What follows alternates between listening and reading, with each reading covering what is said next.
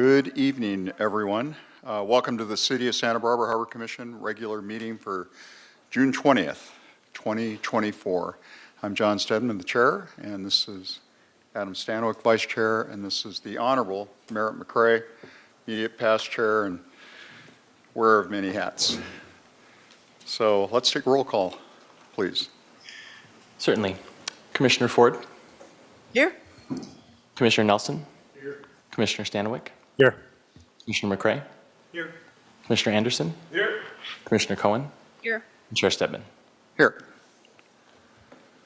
Are there any changes to the agenda, Director? Chair Stedman, nothing tonight. All good to go. Excellent. Any public comment? We do have one speaker slip that was submitted. Ray Kennedy.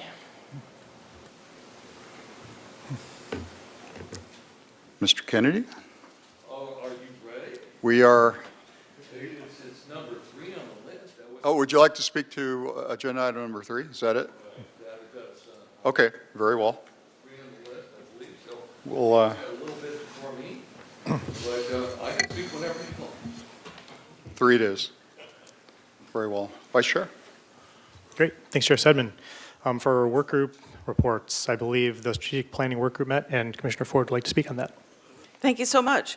I just have a few things to share with you. The work group met on June 12th to discuss the ongoing project that we've taken on of summarizing and correlating the various documents in order to try to provide a real thoughtful recommendation for the rest of the Harbor Commission on a reasonable and affordable process of strategic planning, and one that will hopefully benefit not only the Harbor Commission, but also the Waterfront Department.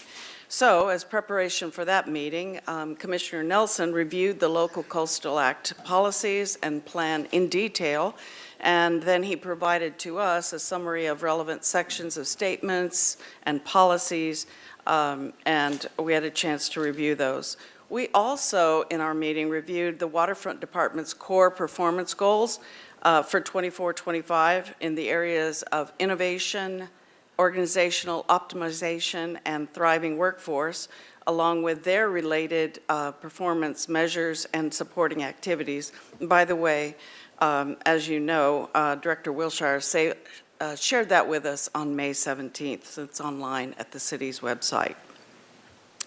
Then our work group reviewed a first draft of a summary document, and while we agreed that it was a good first step, we wanted to look at creating a more cohesive and more helpful document to share with the rest of you. We're also going to review and integrate the 5-year review of uses in the Harbor Commercial Zone document, which was prepared by Cesar Barrios and presented to us on March 21st of this year. So that will be our task for the next 6 or 7 weeks. Oh, I also met with Director Wilshire on the following day, June 13th, to update him on the work group's challenges and progress so far. Any other comments from my teammates? No, but I'm just excited about where we're going with this and the prospect of having regular planning, strategic planning that engages the stakeholders. I think is real positive steps. So I look forward to. Do you want to turn your mic on? Continuing to work. Great. Thank you for the update, Commissioner Ford. Also, I believe the commercial fishing work group has met, and Commissioner Nelson would like to make a comment on that. Yes, since seeing the agenda for the first time, we noticed item number 3, commercial fishing slip inventory discussion. And I think it's sort of important to provide some context. We've been doing this, and I spoke with both John Stedman and Suzanne Cohen of the work group about this, and I think it's important for those in attendance as well as the commission members to put a through line through this. I mean, this began, this is an unusual work group. It started as a subcommittee created at the request of the City Council.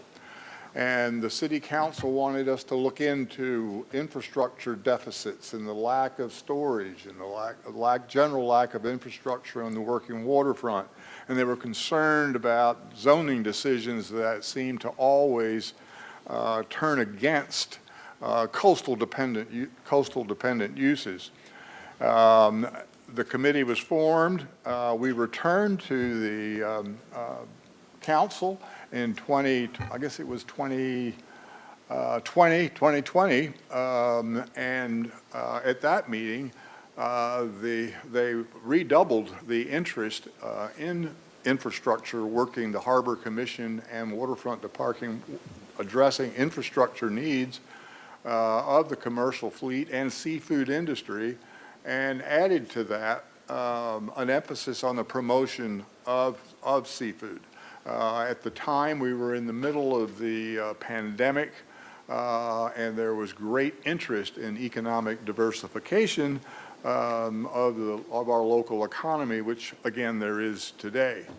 Following that, there was the city adopted their first and only economic development plan, which targeted the infrastructure needs of the commercial fleet and the seafood industry.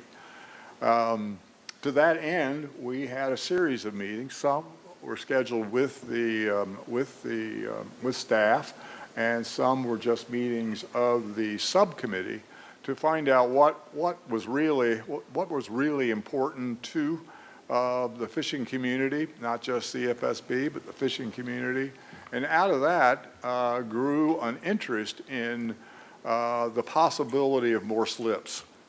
To that end, there was comments about the fact that someone was aware of the fact that there was a reference in some document to a 19% of the slips available to be dedicated to commercial fishing.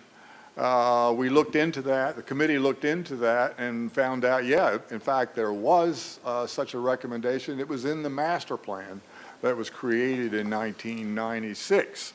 And then subsequently in 1998, that reference to the 19% was used as a goal and a staff report in a development permit for Marina One.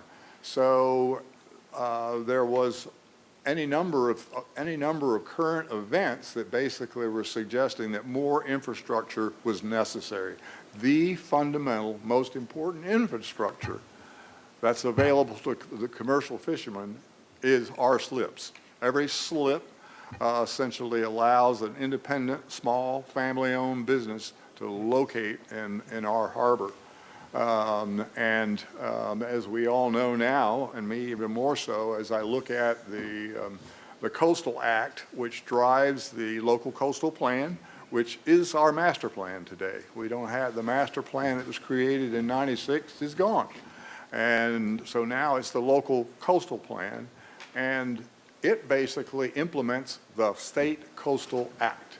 And the State Coastal Act makes it a top priority to provide infrastructure for commercial and recreation.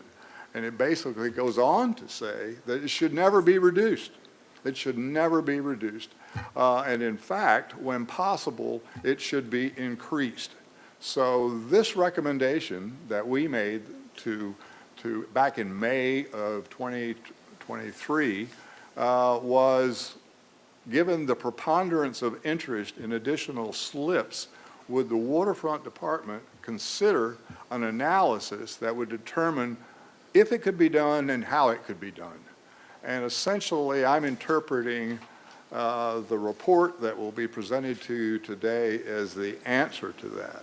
So what you have is a very long effort by the City Council, by the state of California to encourage the creation of more infrastructure, more slips for the commercial fleet and the seafood industry.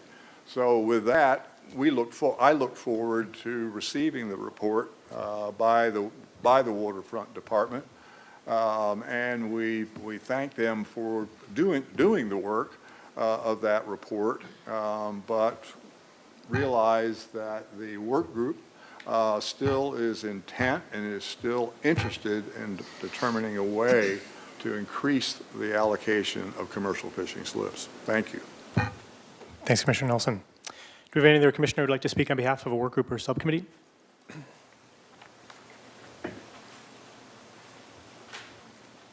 Great.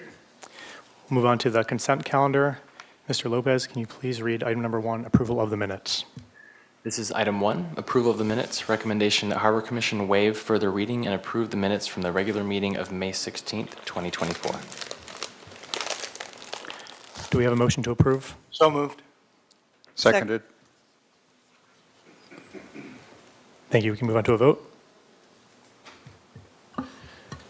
Yes, I have a motion by Commissioner McCray, seconded by Commissioner Ford, to approve the consent calendar. Commissioner Anderson? Yes. Commissioner Cohen? Yes. Commissioner Ford? Yes. Commissioner McCray? Yes. Commissioner Nelson? Yes. Commissioner Stanwyck? Yes. Chair Stedman? Yes. And that motion passes unanimously. All right, moving on to new business. Item number 2. Nico, can you please read that? This is item 2, proposed assignment of lease agreement number 25399, Breakwater Restaurant located at 107 Harbor Way. Recommendation that Harbor Commission review and recommend City Council approve the assignment of lease agreement number 25399 from Stephen and Sharon DeDecker, DBA Breakwater LLC, to Dudley Michael for the Breakwater Restaurant located at 107 Harbor Way.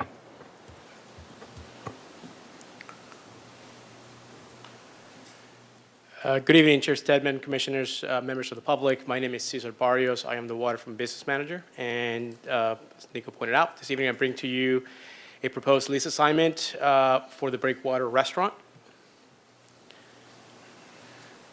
So the assignment of the lease was requested by Stephen and Sharon DeDecker, who have operated the Breakwater Restaurant located at 107 Harbor Way since 1998.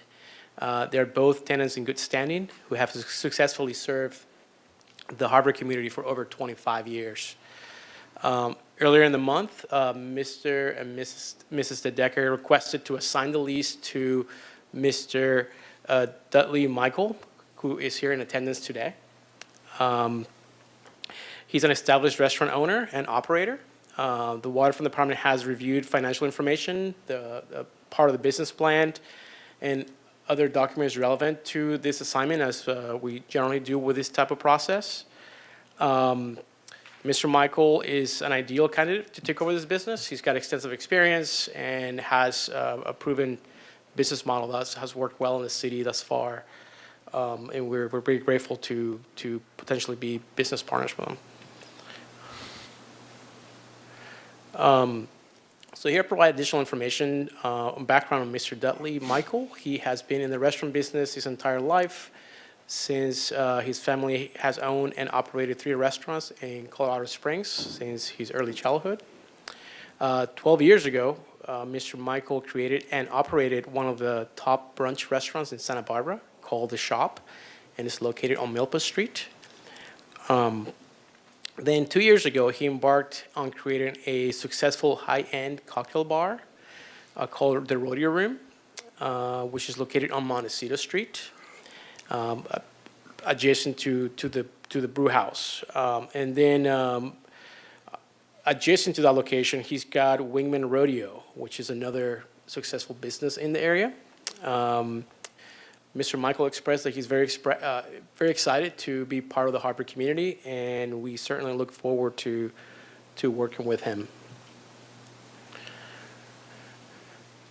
So during this assignment, all the existing terms remain the same, including the base and percentage rents, as well as the terms of the lease, which has 6 years remaining. So the last option of that lease. On this slide, I'll provide some details of the current terms of the lease and overall square footage. As you can see here, that includes their interior space as well as that patio space on the front of the business. As mentioned, we certainly look forward to go through this process. The next step will be to take this to City Council for final approval.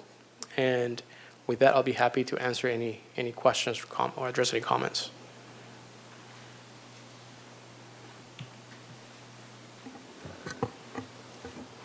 Commissioner Nelson? Is it possible for Mr. Michael to speak to us? I mean, it's At the microphone, please. It's really, it's great that you're here. We approve conveyances all the time and lease extensions and all, and we're really glad that you're here, and I wonder if there's anything you want to share with us about your decision to, Sure, over yeah, the absolutely. Like it says, I've been in restaurants here in Santa Barbara for a long time. I'm constantly sort of looking for the next thing that I want to do. After I established the last project, I'm looking to continue to grow. The waterfront is kind of a coveted piece of Santa Barbara. Being a part of it would be really, really cool. I'm excited to sort of come in and I think something we do really well is we provide a really elevated culinary experience in a very casual way. So we try to provide really, really good high-end food in a really, really relaxed manner. I think that's something the harbor will benefit from. I think you'll see considerable increase in revenue from us taking over and a lot of excitement around the project as we meld it into what it's going to eventually become. But it's certainly going to stay inside the lines of what it is now. We're not going to reinvent the wheel here. It's a little breakfast lunch restaurant, has been for 60 years. It's going to continue to be that. I've been to the shop many times. Oh, thank you. So You're very I've you're been there familiar. for breakfast, so I mean, I'm delighted with that. Is that sort of the fare? It'll be Pacific based. It'll be more seafood based, but it'll be in line with that. The shop sort of leans southern, right? So that's a lot of the cuisine there is based in southern cuisine, and so this one will be the opposite. It'll be based in sort of the fare of the harbor, and hopefully be really cool to work with the people that are there and the fishermen and all that stuff too. That's great, thank you. You should say hello to Ray Kennedy, who's right behind you, who's a member of the fishing community. Oh, perfect, good. 34 years. There we go, And he will Good. he'll tell you how we unload about $11 million worth of seafood on the city pier every year. So it'd be great if you could figure out a way to put it into the. Yeah. I think we're up to about 40 million. Well, I mean, with a multiplier. There you go. Yeah, Yeah. expensive. Oh, Well, of course. I'd love to buy some. Okay. Caesar, what are the plans for the diving statue that will be located adjacent to breakwater? Chair Stedman, I'll defer to Director Wiltshire, who's got more Thank you. information on that topic. Yeah, Chair Stedman, it's still very much underway, so they're looking to, they've raised, I believe, 100% of the funding they needed to do the project. I'm not an artist at that level, but it takes a long time, and so I've seen kind of renderings of where it's at, and I'd be happy to bring that back at next meeting, but they're looking at spring of next year potentially for install and unveil. The reason I ask that question is 'cause it's probably going to be integral to attracting people to your restaurant. It'll be right in front, Yeah, cool. be more or less like a visitor kiosk, so. Oh, okay. Yeah. I think the harbor is only going to continue to improve. It seems like there's a lot of momentum right now in that direction. Excited to be a part of it. Thank you. Thank you.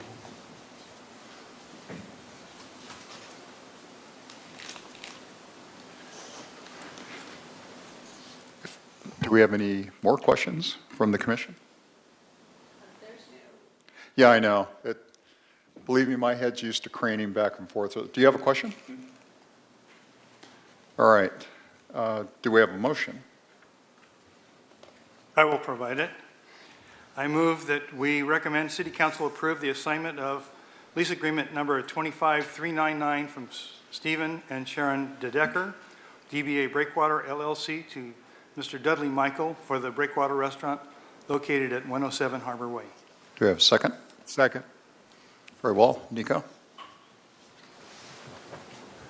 Yes, this is a motion by Commissioner McCray, seconded by Commissioner Nelson to move forward with the staff recommendation for item 2. Commissioner Cohen? Yes. Commissioner Ford? Excited? Yes. Commissioner McCray, Yes. Commissioner Nelson, Yes. Commissioner Stanwyck, Yes. Commissioner Anderson. Yes, and I'll just say, also very excited to have you in the waterfront, Mr. Dudley. I think it's gonna, Mr. Michael, I think it's gonna add a lot. I go to the shop in Rodeo Room often, and I think something kind of fresh and what you bring will be awesome down there, so that's exciting. And Chair Stedman. Aye. And that motion passes unanimously. Excellent. Thank you again. Item number 3, new business. This is item 3, commercial fishing slip inventory discussion. Recommendation that Harbor Commission receive a presentation from staff in response to a previous Harbor Commission request to consider performing an analysis of the commercial fishing slip inventory, discounts, and slip availability. Discuss and take action as necessary. Public comment? Are we ready? Okay. And just for the record, we have one public comment slip submitted, and that's Ray Kennedy. Okay. Thank you, Ray Kennedy. I've been a commercial fisherman for the last 34 years here in Santa Barbara. I am the owner of a fishing vessel, Rain Man. I am also vice president of the CFSB organization and the current president of our California Lobster and Trap Fishermen's Association, in addition to being a member of our VCCFA, which is the Ventura County. So just to say, I've got a little bit of a finger on the pulse about commercial fishing. Is probably not needed to be overstated.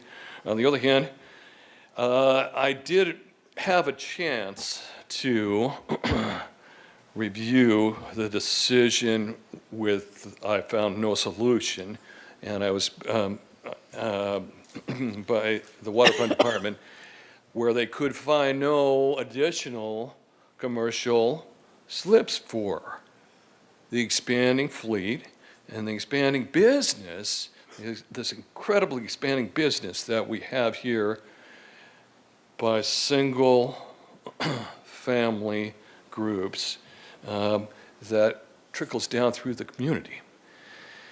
The document was extensive, as we saw, 30 plus pages, when, I almost felt like initially that the intent was just no from the start. In any event, so shall I go on to, we have about $40 million plus of seafood landings that come across our pier every year. So as we talk about this, it is a tremendous benefit to our community, not just to our harbor, but to our community. And that is a tremendous amount, and that is on the increase.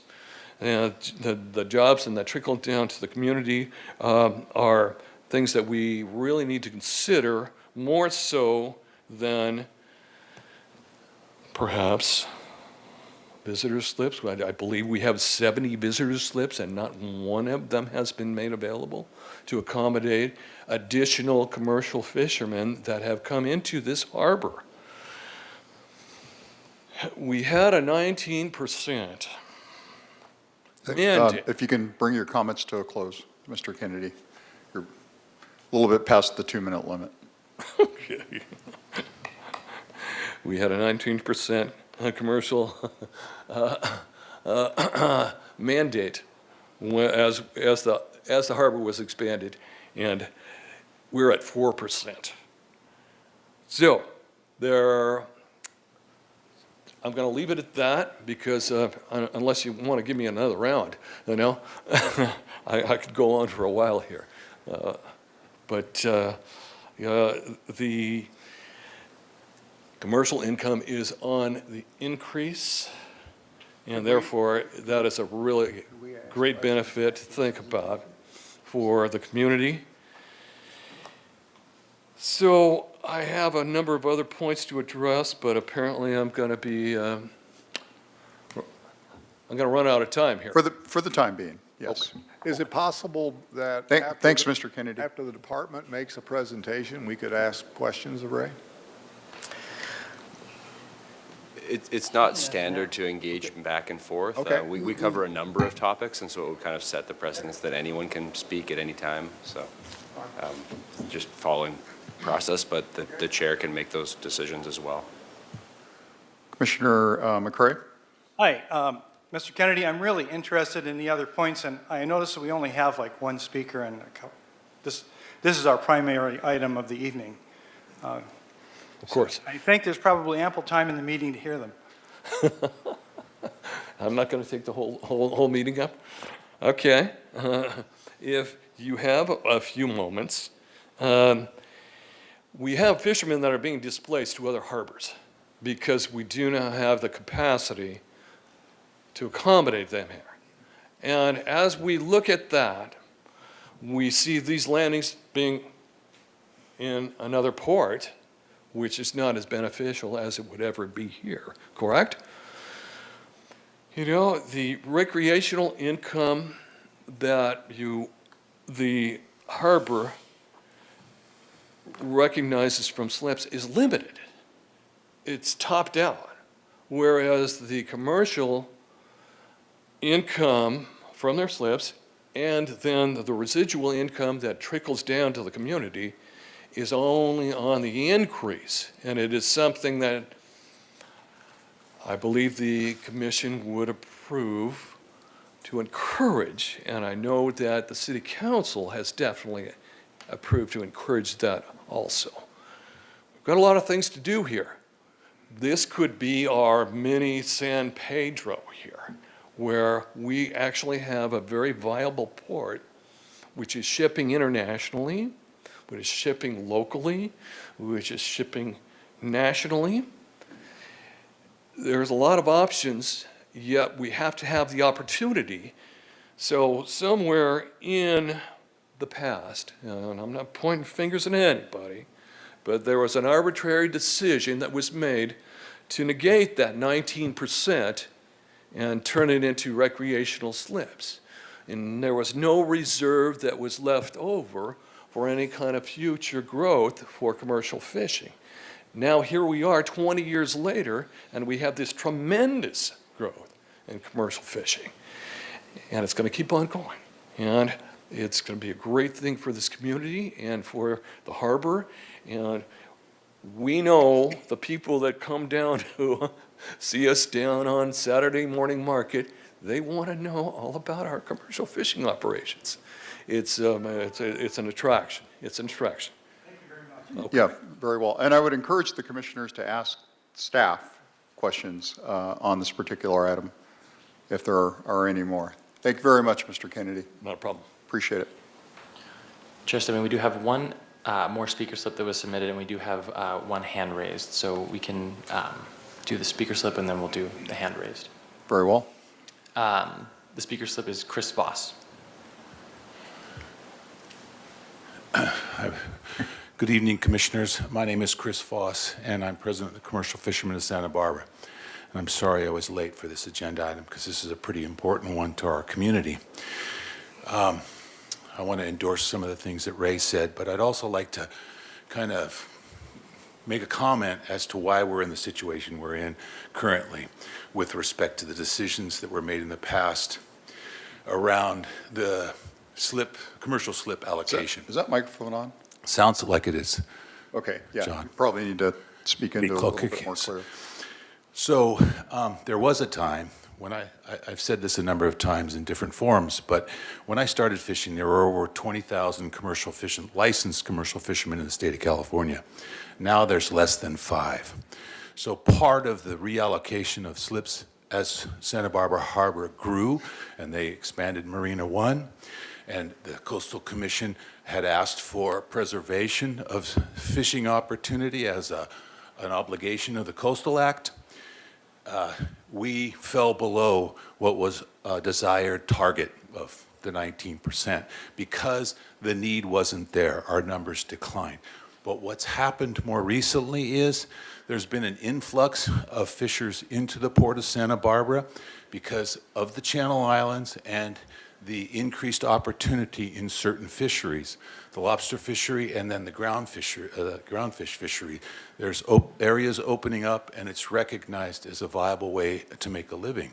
So what we've seen is a shift in the need or the potential benefit that subsidized slips have for the 45 fishermen that currently have those slips in the harbor.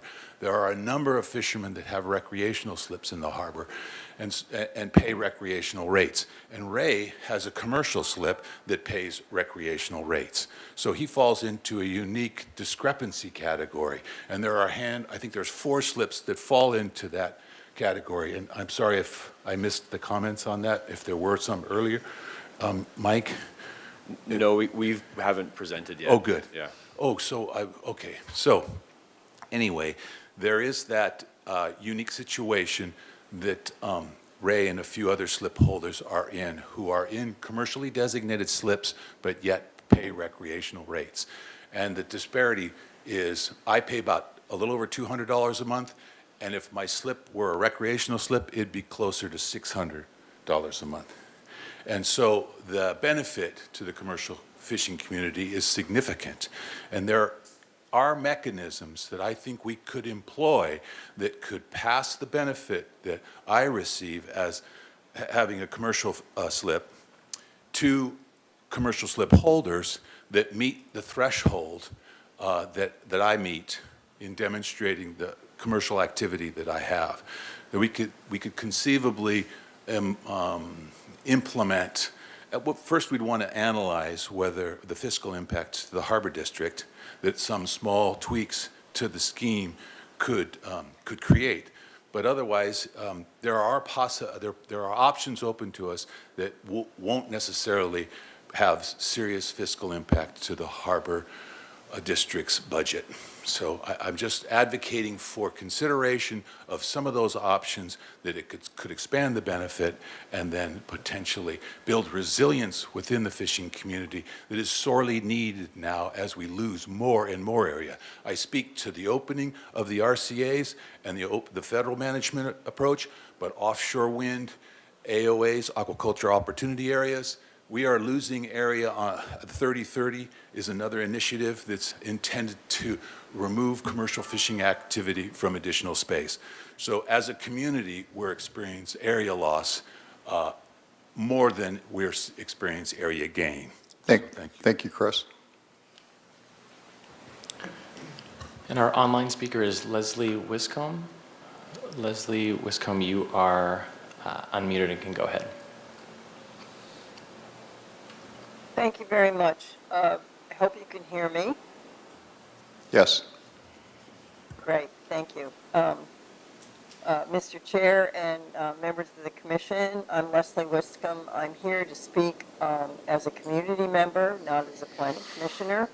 And in recognition of the California Coastal Act policies and our local coastal program and the contributions of the Santa Barbara commercial fishermen to our economy, and the importance of growing and further diversity in our economic base, City Council has taken a number of steps: slip policy development, proposed maritime collective monetary contributions to support our commercial fisheries industry.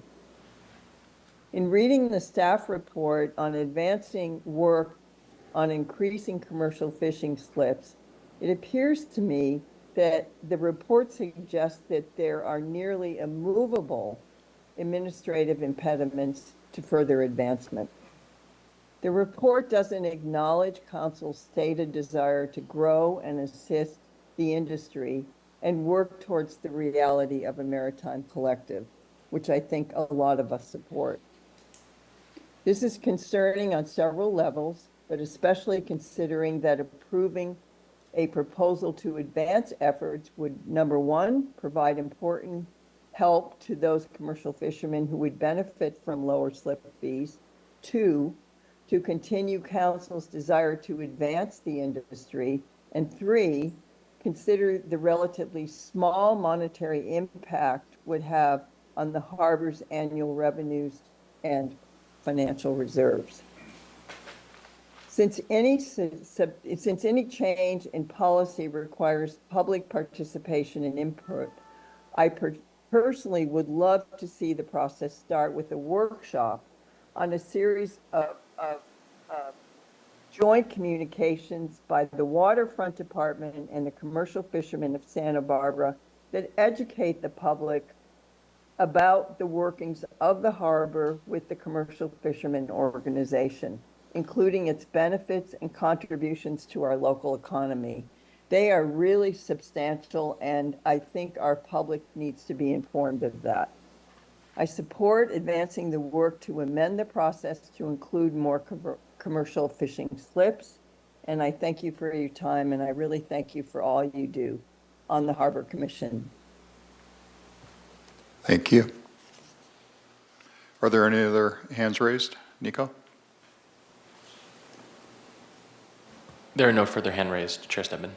All right. Any further slips? And no more slips. All right. We can open it up to the commission for, actually, why don't you deliver your report, please? And then we'll have questions. Yeah, so Jeanette Brzezinski will be giving the report. Just for the people listening and the folks here, this is not a decision-making item right now. We're just responding to a request that came to us, so we're just simply presenting information. I just wanted to lay that out there up front. Thank you. Okay, item number 3. Hi, everybody. I'm Jeanette Brzezinski, the administrative supervisor for the Waterfront Department, presenting you the commercial fishing slip inventory report tonight. So before I get into the policy, I just, of course, listened to the public comments, and I'm happy to say that there's material in my presentation tonight that will address some questions that you have. Normally we take the public comment afterwards, and so, maybe it's a little bit more responsive to the report, but I'm hoping to incorporate that. And also, I just want to acknowledge the hard work that they do. I know that this analysis is, it's been about a year since the request was made. Our fishermen are a very valuable part of our harbor. With me being administrative supervisor, performing mostly customer service and slip management, I get to know all of our slip holders, including our commercial fishermen. Our jobs are not alike at all, right? But we do intersect when it comes to policy. So I'm really happy to see that they come to public comment, and commercial fishermen of Santa Barbara, CFSB representatives attend most of the Harbor Commission meetings, which is really good to see, because I don't want to sound weird about it, but sometimes with people in certain fields of work, they don't participate so much in this process. So in my line of work, sometimes there's an item on the agenda, and then people will call or come to the counter, and I try to encourage them to come. So I appreciate that you're here. Okay, so let's get into it, huh? Okay, so the report I'm presenting to you tonight stems from a report that was co-authored by our commercial fishermen work group, as well as the commercial fishermen of Santa Barbara, who are advocating for additional slips for our commercial fleet.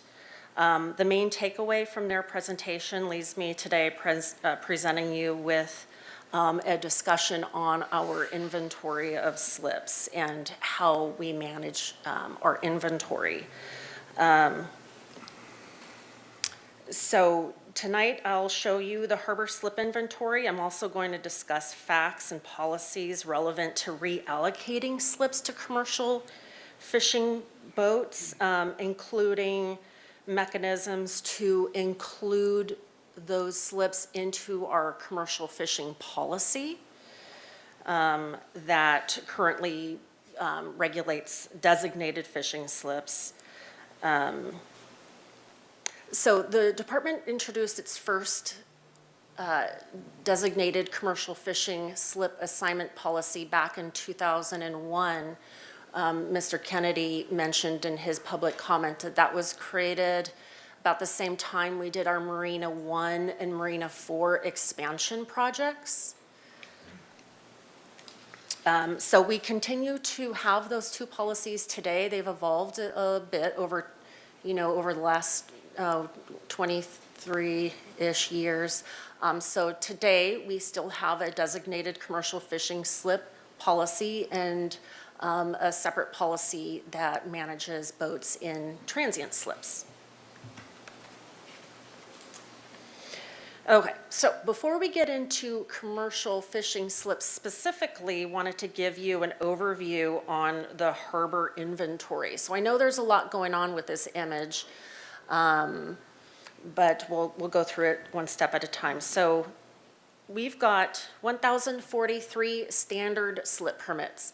One other element in my job as administrative supervisor is I constantly try to change lingo that's used. People call them pleasure craft slips, and yes, they're definitely occupied by sailboats and recreational power boats, but the 1,043 slips includes commercial boats as well. I exported our database today, and there are 100 other boats that have checked the box on their slip permit that they're a commercial boat. So below that, we've got 45 designated commercial fishing slips. The Harbor Department actually has 42 visitor slips, not 70 some odd. So just to explain that a little bit, because Mr. Kennedy actually is kind of correct. So the Harbor Department has 42 city slips. We also will re-rent individual slips if the person is on an extended cruise.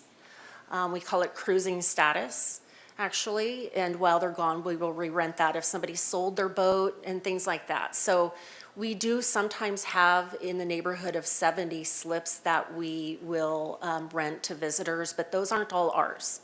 We have 42.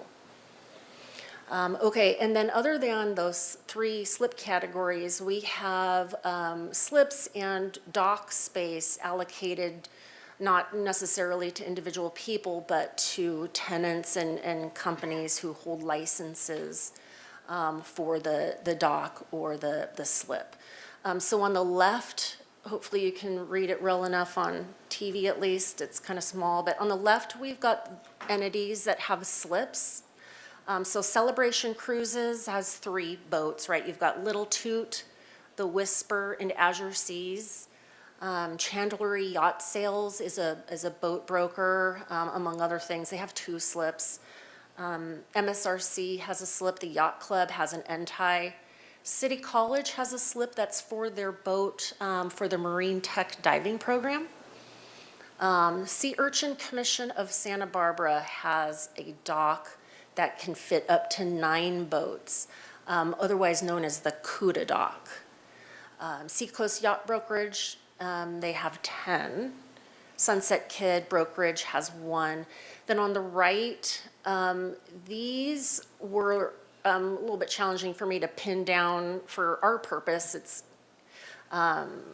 the top item there, Channel Islands Marine Wildlife, SIMWI, Channel Islands Marine Wildlife Institute. They have a dock space for their boat that they use to rescue and rehabilitate marine mammals. The fuel dock, Harbor Marine Works has a pier that they use to lift boats out of the water. The Maritime Museum has dock space. NOAA, Santa Barbara Boat Rentals, it's the sailing center. They have a lot of boats that you can rent. The Landing has boats for fishing charters and other things. The Youth Sailing Foundation has dock space. They have a lot of boats, maybe 30, I would say. And then UCSB has a sailing dock as well. So of course, this isn't all of our tenants. We've got restaurants and things like that, but these are the ones with docks or water space.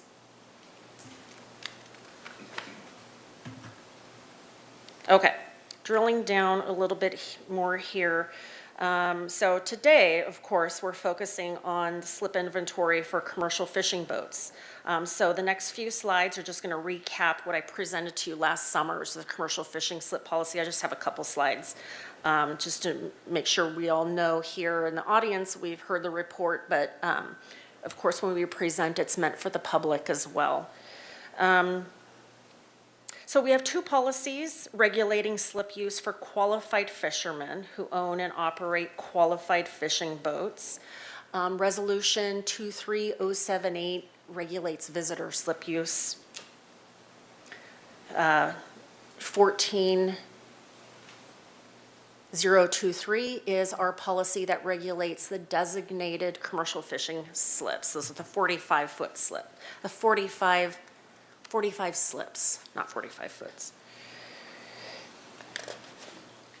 All right, so for the visitor policy, we have, as I said, 42 city slips that are used for visitors. The commercial fishermen and women have a special rate. They are charged just $1 per foot per night. Normally with our visitor slips, the maximum stay is 28 nights. We break that out into 2 increments of 2 weeks. So for the first 2 weeks, if you've got a smaller boat, it's $2, then the rate doubles for the second portion of the 28-night stretch. Bigger boats, bigger than 65 feet, those are $3.50 and up to $7 per foot. So if you look at a whole 28-night stretch of time, if our average sized commercial fishing boat in visitor slips is 30 feet. So a 30-footer commercial fishing boat will spend $840 in a visitor slip.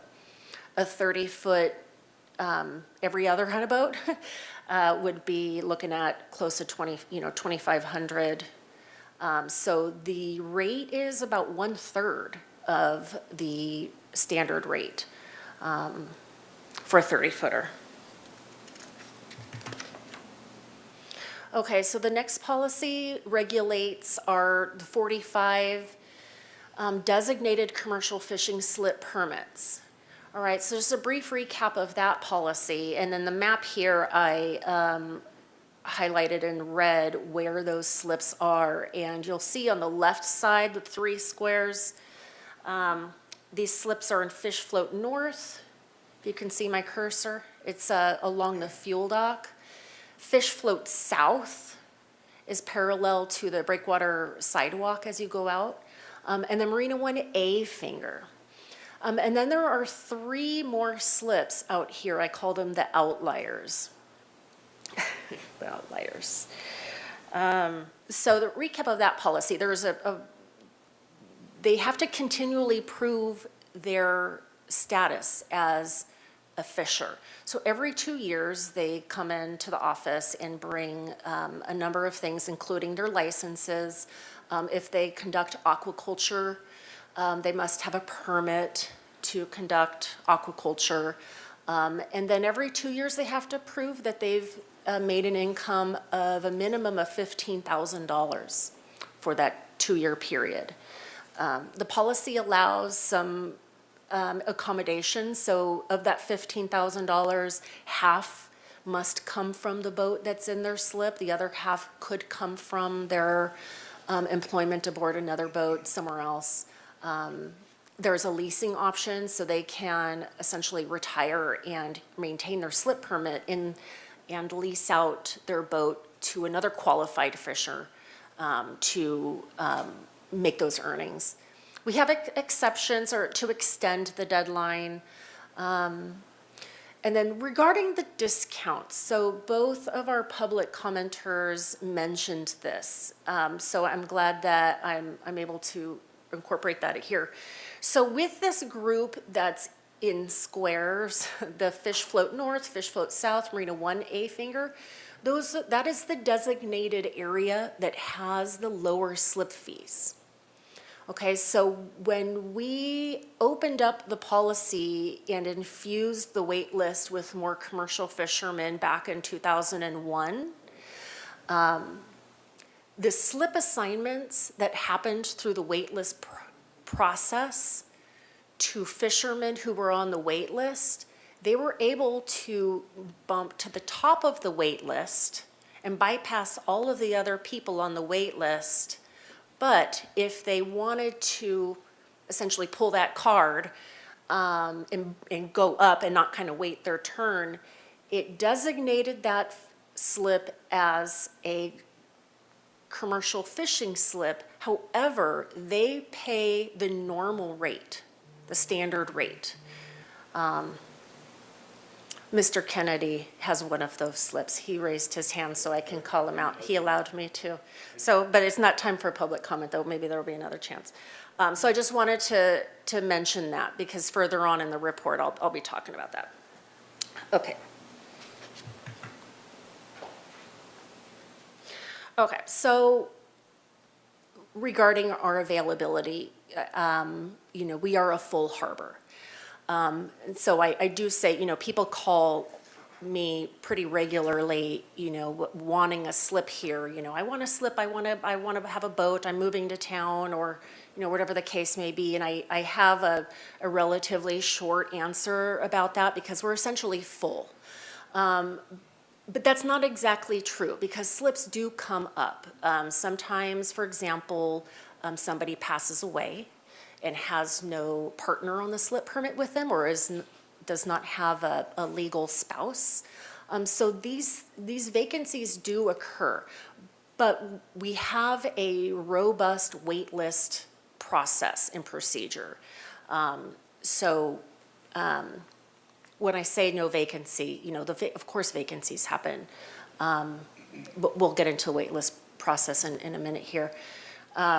If we did have just general vacancy and we had no wait list, then we would engage in some type of marketing or otherwise in order to fill those slips, and possibly with fishermen, or whatever the case may be. But that's not the status that we're in right now.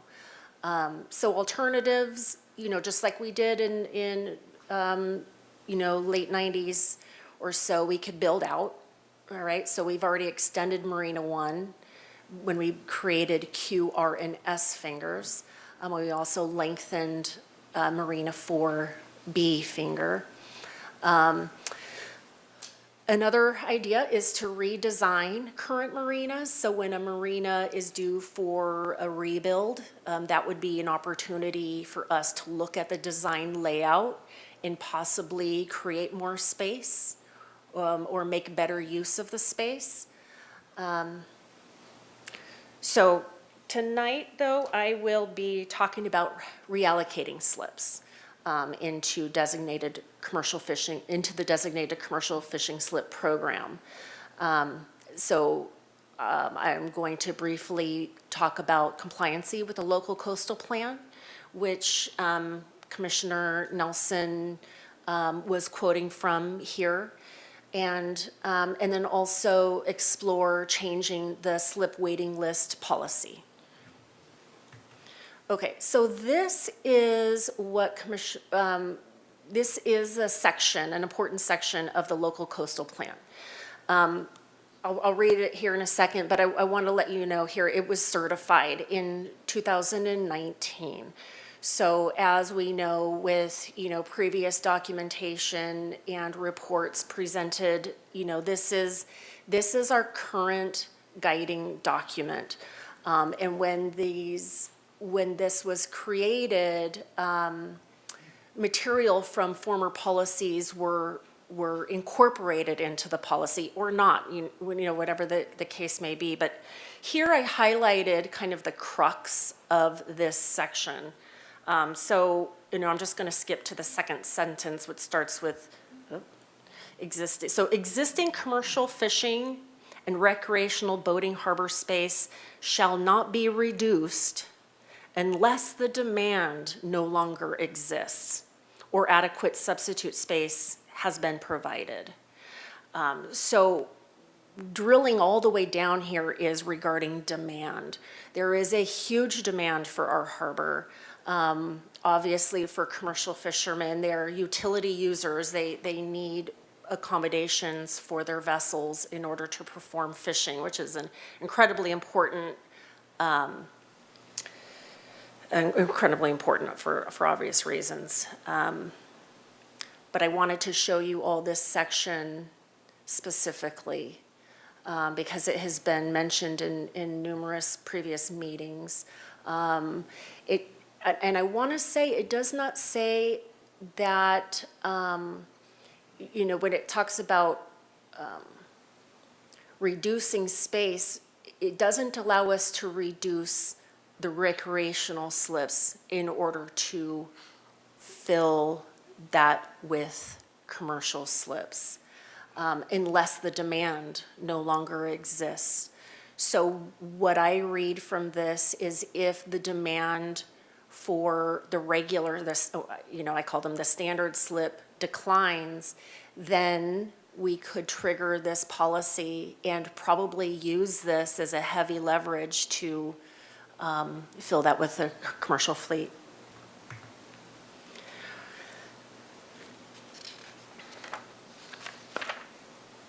Okay. So how do we handle our vacancy currently? We have a master waiting list and a submaster waiting list. In your staff report, that really big attachment, I'm going to boil that down very simply, so hopefully this makes sense here. The master wait list and the submaster wait list, I think it's been a while since staff has presented this material. It's essentially the same list of people. Well, it is the same list of people. The master waiting list was established a very long time ago. And when I was looking at the database, I have records going back to 1975. It probably goes further back, but those records are probably in some dusty corner in our, you know, storage tank at Mackenzie Park. Currently, there are 12 individuals on the master wait list. And the master wait list is organized by size. So of the 12 people here, we've got one person on the anti-list, and we've got people waiting for 60s, 40s, and 50-footers. So the submaster list, if you look at the column all the way to the right, it's the same individuals, just ranked by their date. So when a slip comes available, municipal code requires, it is a requirement in code that we immediately go to the waiting list procedure. So we go to the master wait list. So let's just say we have a 25-foot slip come available. As you see here, the 25-foot list is exhausted. So I would just go straight to offering that slip to everybody just according to their ranking through the submaster list. We have a second list called the lottery list. This is also codified. So municipal code requires that if everybody on the master or submaster list declines a slip offer, we're required to go to the lottery list. It is only ranked by date. There's no slip size indicated. As of today, I have 22 individuals on this list.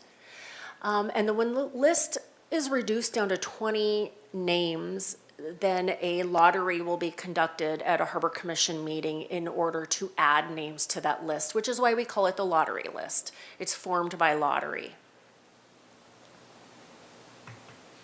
Okay, so all that broken down into a different visual here. So what I did not mention is what if the slip is a designated commercial fishing slip. So truly, if a slip comes available, the very first thing is we have to recognize if that's a designated commercial fishing slip or not. If it is, we have no waiting list for commercial fishing slips, so we immediately go to one-time special lottery. Since I've worked for the department, we've held a handful of these lotteries. It's been a while, but that is how we will reassign that slip. So it does not go to the master wait list or further down that row.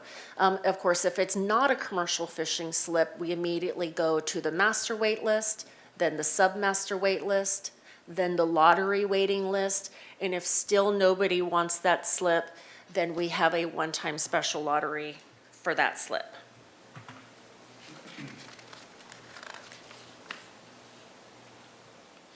Okay, so the analysis was requested of staff to come up with ways to increase the number of designated commercial fishing slips. So because we are not allowed to reduce the number of standard slips, because the demand still exists, then one method that I really want to focus on here is looking at the slip waiting list procedures. So if we wanted to update the waiting list process that I just went through, there would be administrative work related to updating or creating municipal codes, resolutions, and also if any of those tenants or licensees that I mentioned earlier decides to give up their lease space, or maybe their term is due for renegotiation, even if we wanted to, if the desire exists on whatever side of the table to convert those tenant license areas to slip permits, we would still need to edit municipal code and resolutions in order to incorporate that space into the slip permit world. So the process to update codes and resolutions, really we would need to get a recommendation from Harbor Commission. It starts with that. And possibly establishing a work group. That would be your decision. We would then need to host public meetings and have meetings and discussions. We would need to seek legal counsel to make sure that proposed ideas are compliant with the local coastal plan and in the state. And then when we come up with policy, then we would need to reintroduce that to Harbor Commission and to City Council for introduction and approval.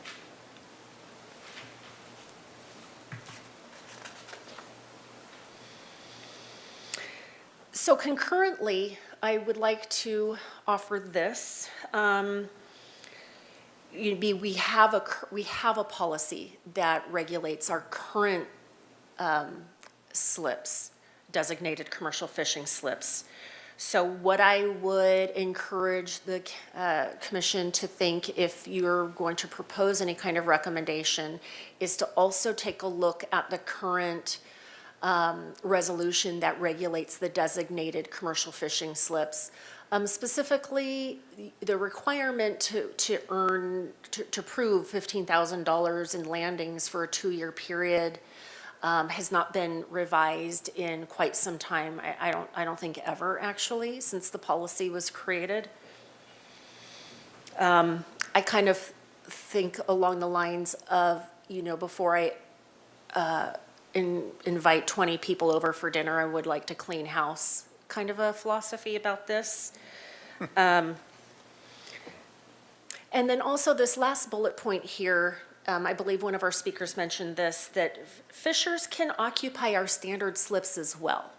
Okay, so one of the other kind of criticisms, that might be the wrong word, but from our commercial fishing fleet is their options to transfer their slip are limited to only transferring to another qualified fisherman. So if it's true that there is a significant uptick in desire for fishermen to get a slip here, then that's good news for them. But sometimes I don't hear that, and they wish that they could convert their slip to a standard slip, so that they could transfer their slip to somebody who's not a designated commercial fisherman. That's not an option. Our designated commercial fishing slips are going to remain designated to fishers only. So the benefit of them occupying a standard slip is that they're not confined by those parameters. Okay, so if a fisherman wants to retire or whatever the case may be, there's a broader horizon for them. Especially considering the slips in the outlier area pay full fees anyways. So there's no slip discount for them. Right, so if they occupied a standard slip or a fishing slip, what are the outliers? There's no discount. They're not paying anything different.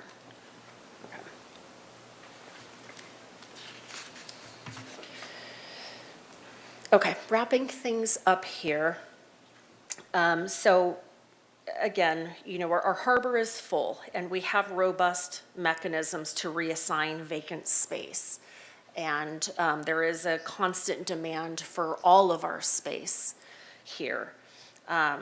So other than redesigning slips or building new infrastructure, policy will need to be changed in order to assign vacated space to fishers. In order to make any of this happen, of course, a significant amount of money would be required, but also changing codes is no small feat. The thing that I love about policy, though, is that it is intended to evolve. So if our policy is antiquated and not meeting the demand of the public, maybe it is time to take a look at the waiting list or other policies. So that is my presentation. Does anybody have any questions? Commissioner Cohen? I guess one question I have for Chris really quick is that I was reading over the 2014 Commercial Fisheries Economic Impact Report, and I just didn't know if that had been updated since it was created. I saw a memo in the file, but I didn't see another. I don't know if it's been updated. We're going to have an update for that in about 3 or 4 weeks. Oh, wow, okay. It's working on it right this minute. It's a great document, and I think that it really illustrates, why we're trying to do this, which is because we want our city to have a diverse economic, sources.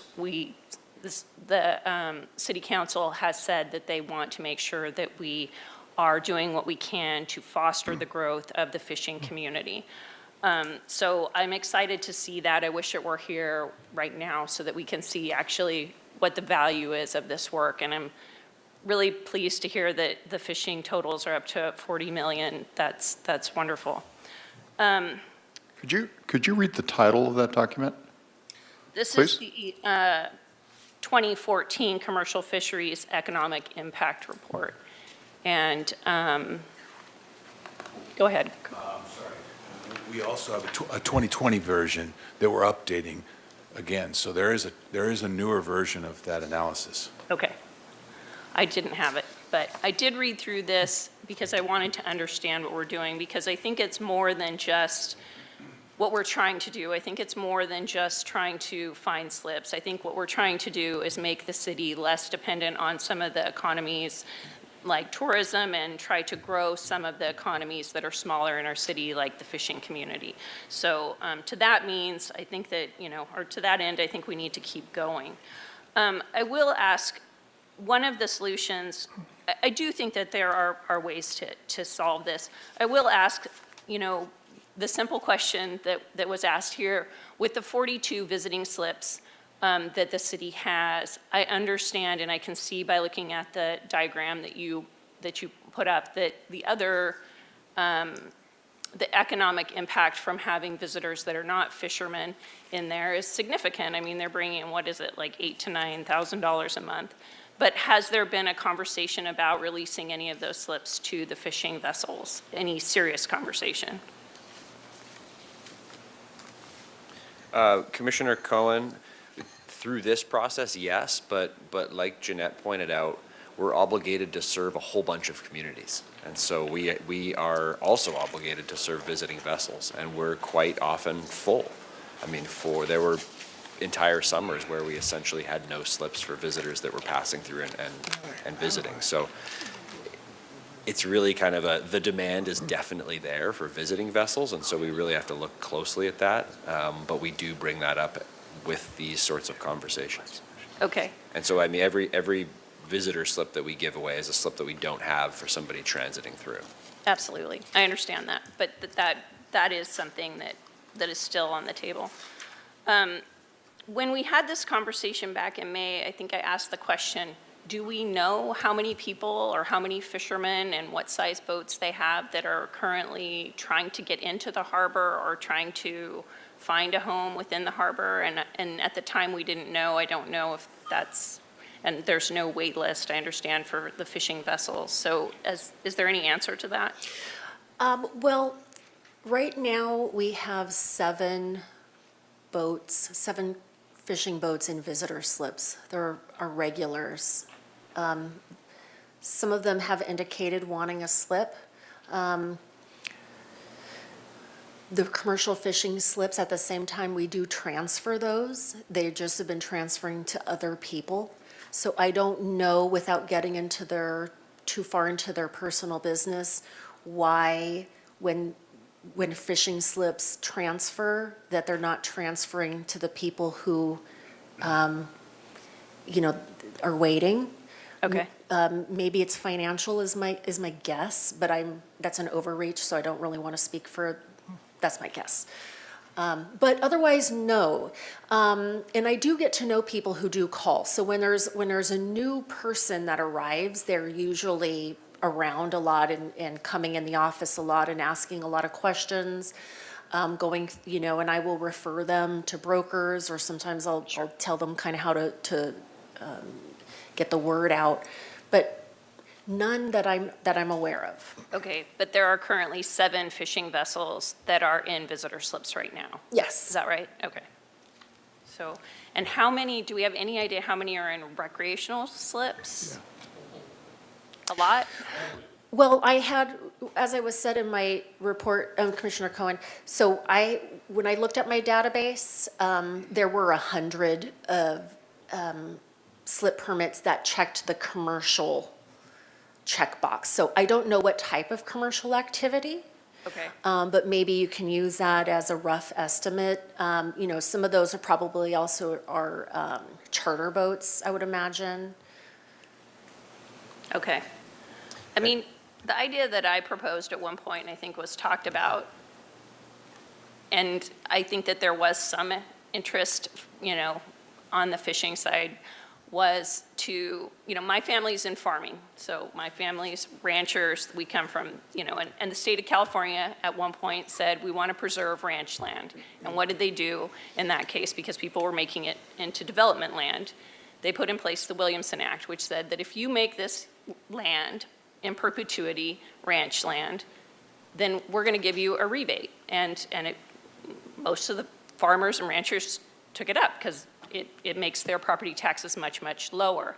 And I bring that up because I feel like we're in a similar situation.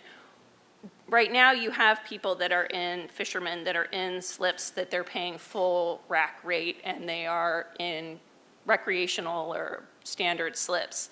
And has there been a thought into saying, look, if you want to make your slip into a fishing slip so that we can grow that community and that economy within our community, then we'll give you the same rate as the other fishing members of our community, and we will do that in perpetuity, so that we're growing the fishing slips within the harbor. Right now, it looks like there's 4 to 5% of the slips are fishing. And if we can convert those with, a carrot instead of a stick, then it feels like we might be able to get the harbor up to maybe 10%, maybe 15%, whatever it might be. And I feel like there might be an opportunity to do that. I don't know that every fisherman would want to do that, but I mean, if they know they're going to be fishing for their whole life and they can convert their slip into a fisherman's slip so that they could get the benefit of that for a long period of time, it would at least help us to get the percentage moving in the right direction instead of moving in the wrong direction.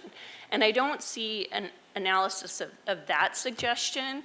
And so I just would say that I think that there are more creative ways to solve this problem than just saying, well, we have to build more slips or we have to kick someone out of their slips. There are carrots that we could use here to try to convert them.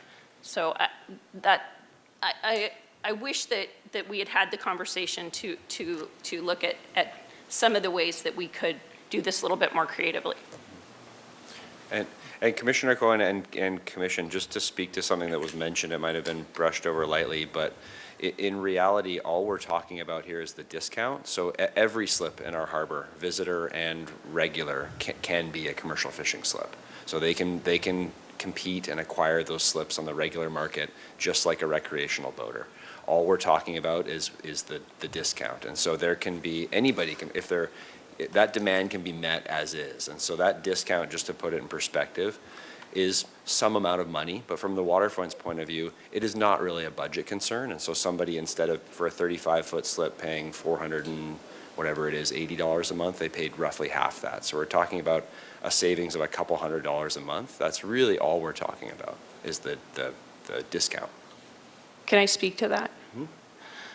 But what happens in that situation is that when the slip goes to the open market, which we all know they don't go back to the harbor, most likely it's going to go to a recreational person because they're going to have the means to pay the most for it. And you can't take that out of the equation. Whereas if we convert those into slips that are going to be in perpetuity fishermen slips, then we're preserving that whole economy and starting to grow it. So I think the intent of City Council, when I've talked to them, is to grow the fishing community. And so they're looking for ways to expand those slips in perpetuity and get back to a place where we have 19% of the harbor is a working harbor. And so I understand that, that a fishing slip is, raised fishing slip is going to be a fishing slip forever, but it's not growing it. And yes, someone could buy a recreational slip, but most likely if you have the option to sell it to a fisherman or to a recreational person, probably 9 times out of 10, it's going to be gobbled up by a recreation. And as we've seen over and over, throughout my time on here, and when you look back, is the cost of these slips is getting higher and higher and higher, which means that it's harder for these new fishermen to come in and afford it. I also have a question around financing, because I assume some fishermen finance when they purchase a slip. I don't know if they do or can, but I'm wondering if you're able to, if it's a recreational slip, or does it have to be a fishing slip? That was also something that I was curious about, if someone had looked into that. Can you? In general, when somebody finances a slip, it must be secured by other real property. Okay. Meaning, you're signing a note on your house. Because slips are, what you're doing is actually buying a slip permit. So it is not something that's tangible for the bank to take hold of. So that's the way that one works. Okay, thank you. But please direct the questions to staff. It's their report. So we generally don't have public speakers just walk up without a slip. So thank you. Thank you for answering. Thank you for asking your question. Vice Chair? Yeah, I just have a question regarding the outlier slips. The outlier slips, to my understanding, are they recreational slips? Or were once recreational and they're now fishing slips? Are they fishing boats in recreational slips?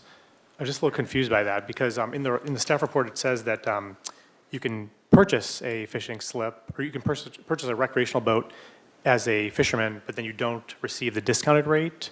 Yeah, so Okay. just kind of trying to get clarity on that. Yeah, thank you for the question. So with these 3 outliers,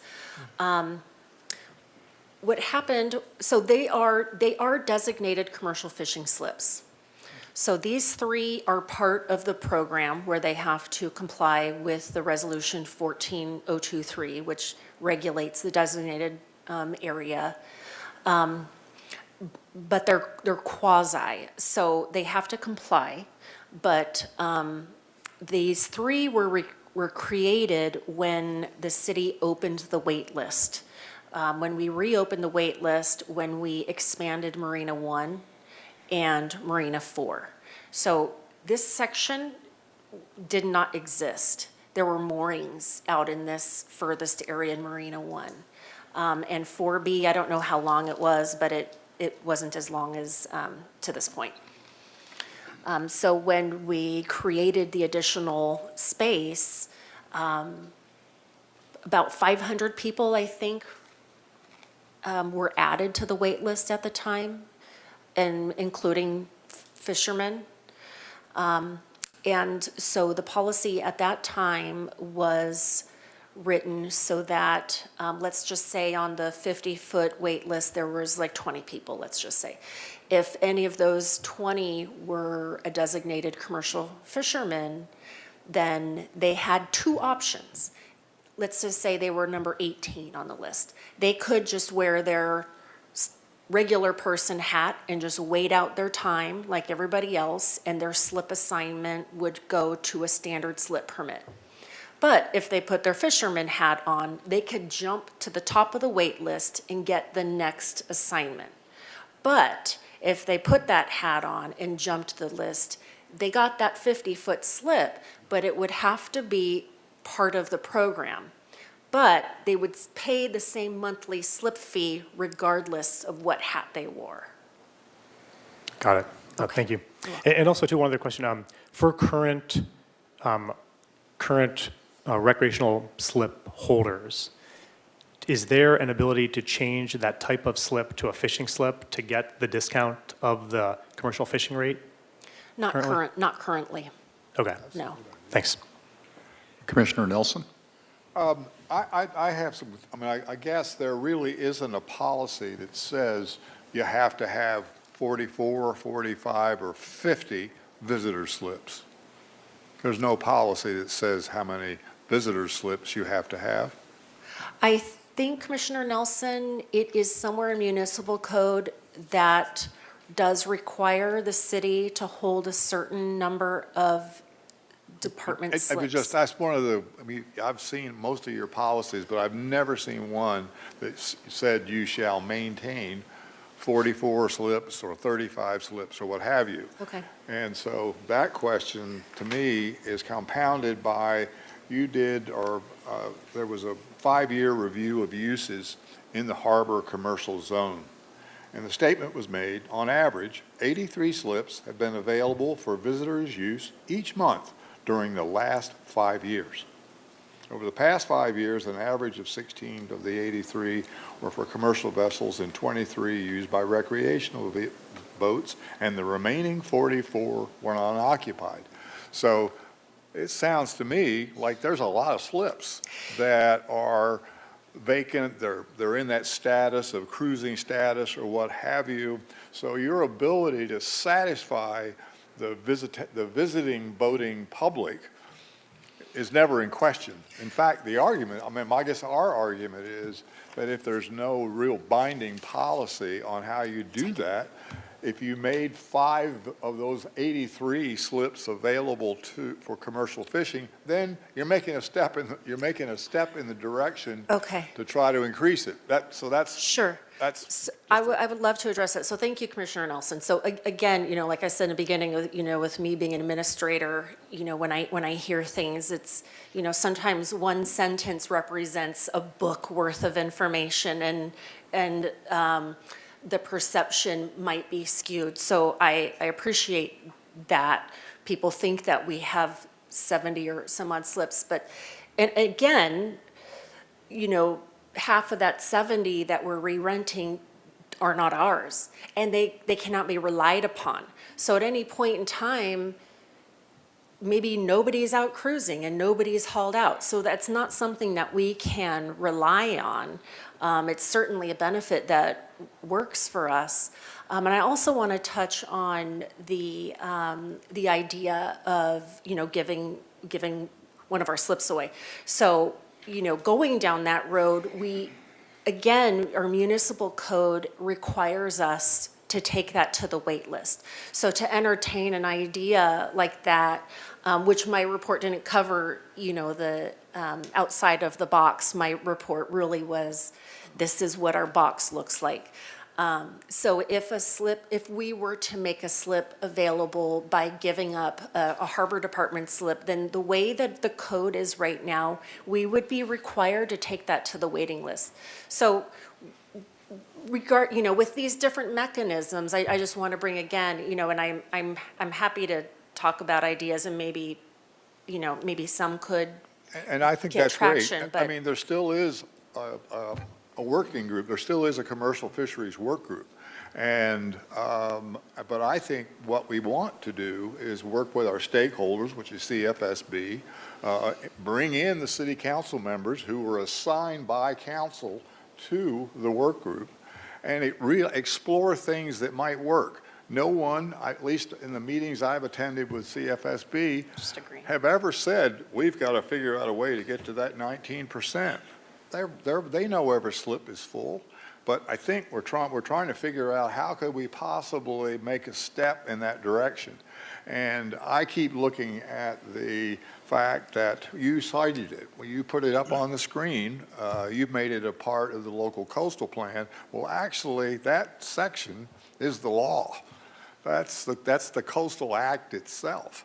So to me, the Coastal Act sort of supersedes the local, so if you, and then I go to the municipal code that says the city council by resolution can establish exclusive or preferential uses within all or within certain areas of the harbor for commercial and aquaculturists. So what I'm saying is, if you said, we're trying to acknowledge the act, the Coastal Act, and the local coastal plan, which is established to implement that act, and we want to take this provision of the municipal code and the fact that you, the city council, have said repeatedly, we want you to do this, we want you to promote this industry, then possibly that would be something that we could together, take to the city council. And maybe the first start is for you, as we started down this path with you,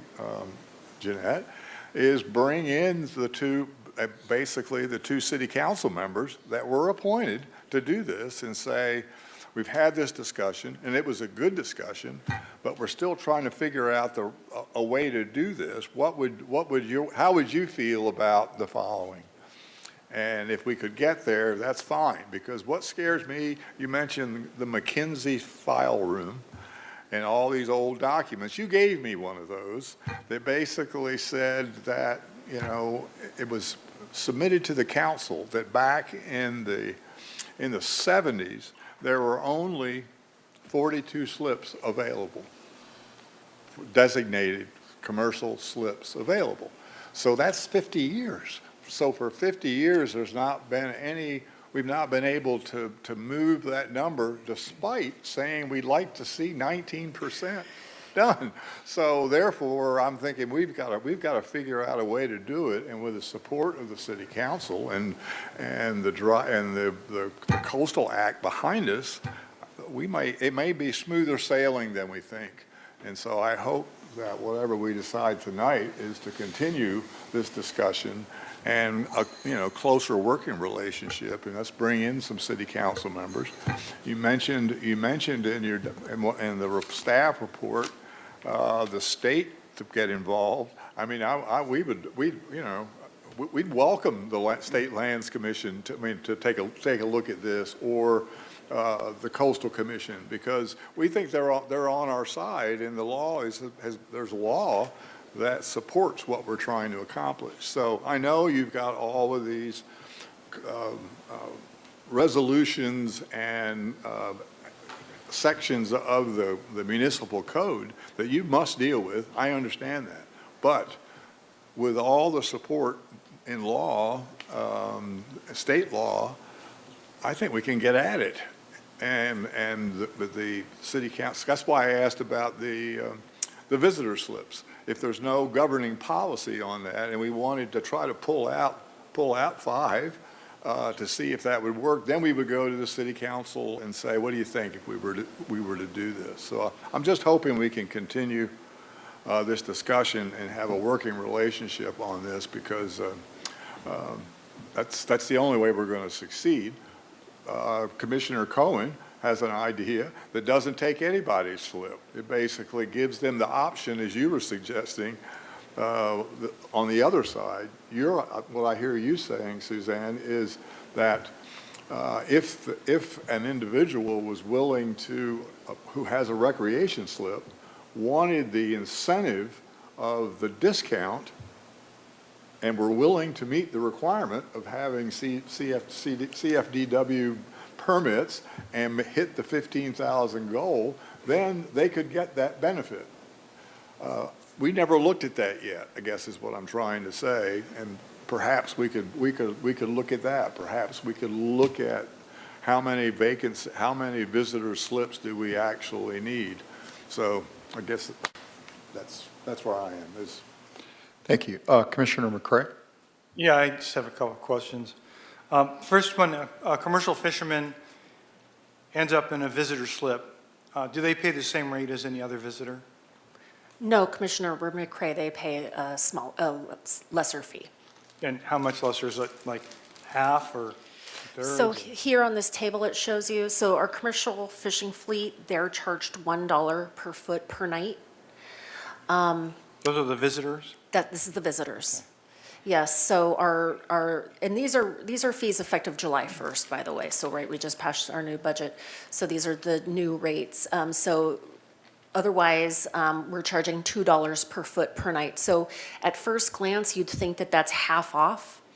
But because the maximum stay is 28 nights, for standard vessels, they are charged $2 per foot per night for the first 2 weeks, $4 per foot per night for the next 2 weeks. So in a 28-night stretch, the commercial fishing boats, their fee is roughly 1/3 of the same size boat in a, say a sailboat that wants to stay here for 28 nights. And then another question is, commercial fishing is one of those things where people go out for sometimes days at a time. When a commercial fisherman uses a visitor slip, and this is like a common practice thing, do they typically pay for those nights that they're not in the slip to have it reserved when they come back, or do they not? Thank you for the question, Commissioner McCray. So they do it either way. So sometimes to save cost, they will check in and out pretty regularly. And some of our commercial fishermen and visitor slips have kind of their favorite slip, and they want to pay the whole time just to keep that slip. So I see both. And also on the visitor slip accommodation for the commercial fishermen, sometimes these folks arrive from out of town and they're only fishing here for a short duration, and they don't really want to stay here in a long-term slip. So it's a pretty great accommodation for, say they just want to fish lobster and then take their boat back home or something like that. But yes, to answer your question, they can check in and out and save. And they do, which really kind of tells me about the value and what people are willing to spend their money on in order to to reserve a slip, and if they actually do it or not. I think that's important. I actually come from fisheries where we migrate up and down the coast, even carrying passengers. And so that flexibility has some value. Thank you. Thank you. Commissioner Anderson? Yes, thank you for that presentation. I can tell that took some time to put together. I think some of my questions are more history-based, and I'm hoping you're the right person to answer them. Okay. I keep hearing numbers of 19%, 2001, and 1975. Were we ever at a 19% commercial fishing occupancy? Never, no. So Mr. Kennedy, or no, actually, I think Mr. Voss, or one of them mentioned it. So at that, there was this document that Commissioner Nelson has been discussing, and it is a staff report presented in relation to the marina expansion project, and ultimately, discussing a goal to get to this 20% commercial fleet occupancy. Now, I did not work here back at that time, so I'm really going off of my memory from my predecessors, but to the best of my recollection, a couple things happened. One thing is there was a huge impact in the commercial fishing industry, and there was a decline. I'm not exactly sure what happened. Perhaps a fisherman would be able to explain that. I'm not a fisherman and I didn't work here back then, but something happened. And then also, I mentioned answering Commissioner Stanowic's question about the 3 outliers and their kind of unique status. During that process of assigning those slips, only 3, were assigned as commercial fishing slips. Off the top of my head, I can't tell you how many slips were created, but that's also an indicator of how many, the desire for fishermen to kind of pull that lucky card and skip to the head of the line. I can answer your question. In the report that we offered, and I probably should share it again.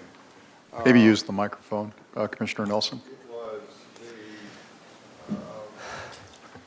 Thank you, Commissioner Ford. It was a coastal development permit that was issued on 4/22/98.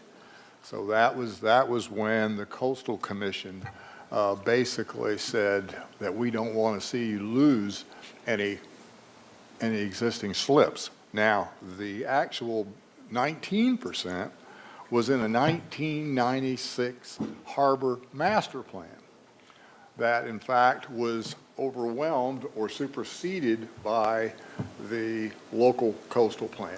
It used to be that the harbor master plan existed and was also used to satisfy a component of the local coastal plan.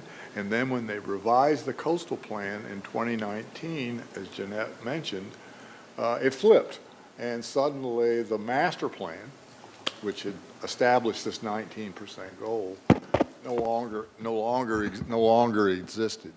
So that's where it happened. And what bothered me was that regardless of what was going on in the industry, if you were committed to trying to close that gap, to trying to create 19%, what would you do?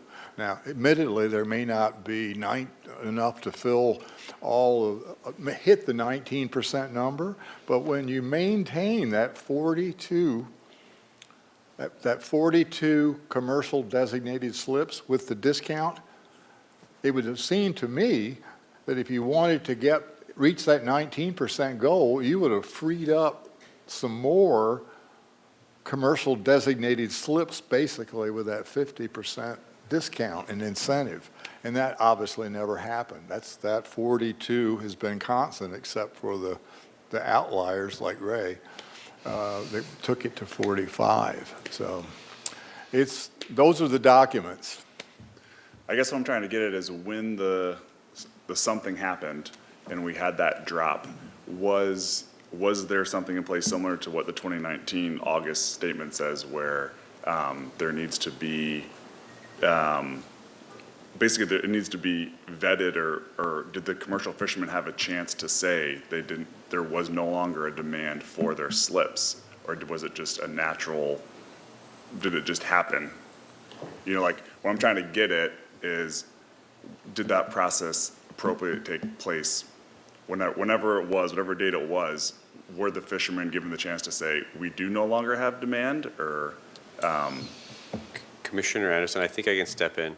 It really was the local coastal program update process, and that was a very, very public process. That was a citywide process that went through Harbor Commission, Planning Commission, Council, and so that is the governing document that replaced the Harbor Master Plan. It calls it out within it that it was replaced the Harbor Master Plan. If you look back all across the city, not even just the harbor, but everything the local coastal plan governs, it was consciously and deliberately decided upon, not by myself, or it was a different group of people at that time, a different Harbor Commission, different Planning Commission, but it was a very public and concerted effort to create that from everything that existed in the past.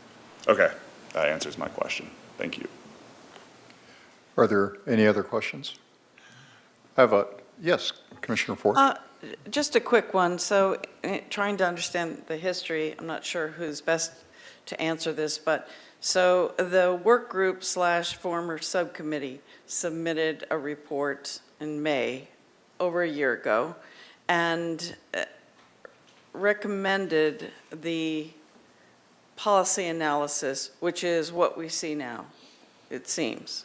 Is there any other part of either the charge of this work group or the work of this work group that has been integrated into this? Or for the last year, what has the work group been charged with doing or overseeing or researching? What we did was the report. What we did was the report. Okay. That basically said, here's the status, and there was a commitment to increase the number of slips, a commitment that is supported by the Coastal Act, which is supported by the local coastal plan, which is supported by the city council, and we are asking you, the waterfront department, to do an analysis of how we can create a greater allocation. And so that was the way the motion, because at the time, the attorney, Doimus, said that we can't ask the department to do anything. You can ask the department to consider doing anything. Doing something. And the discussion by the Harbor Commission was, we don't want to make this a big priority when you can find the time to do this, do it. And so there really wasn't a deadline set, but there was a request that said to do an analysis for a greater allocation of designated commercial fishing, aquaculture slips and improvements, as well as an analysis of the visiting vessel slip program. So, and that is essentially what's happened. And once before, I don't know the date, Jeanette, you did that report too, but you went through a policy examination as well. So we've had 2 staff reports on the subject, but we still don't seem to have anything concrete that we're working on to get us more slips. Commissioner McCray?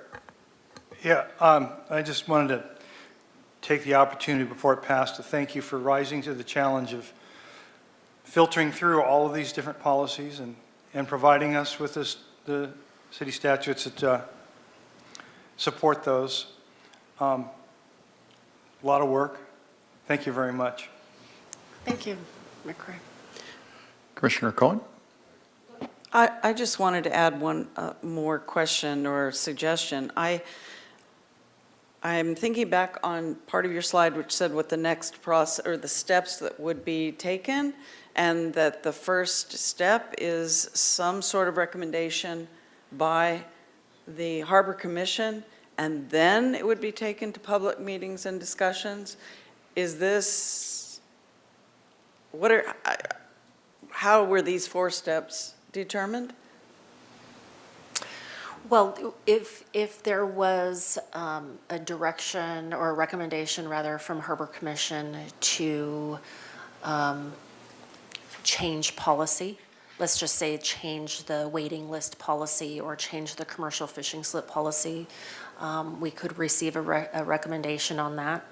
And then let's just say, for example, it's to change the waiting list policy, let's just say, for example. Then we would have to go to public meetings to discuss the wait list, probably, and, make sure to invite the current individuals on both of the lists. Updating city policy has to be a public process. And the public we're required to notify them that certain policies are up for edit. And we're required, for example, to take public comment, so these are legal requirements. The rest of the stuff, the steps between the public meetings and discussions and legal counsel, that can interchange. If something significant comes up, if, we might have to seek counsel from our attorneys, before really discussing at large some policy that, is not eligible for edits, for example. And by discussions, I mean, with work groups and internally with staff. And then sometimes developing or editing policy takes time, right? So we could have public meetings where ideas such as Commissioner Cohen's ideas were brought up, and then staff and the work group might have to go to the drawing board and kind of sketch something out, and then book another public meeting to present, your penciled policy, before you have something that you put in ink that maybe staff would present to the full commission. And then maybe the full commission might have a different idea and doesn't like that policy.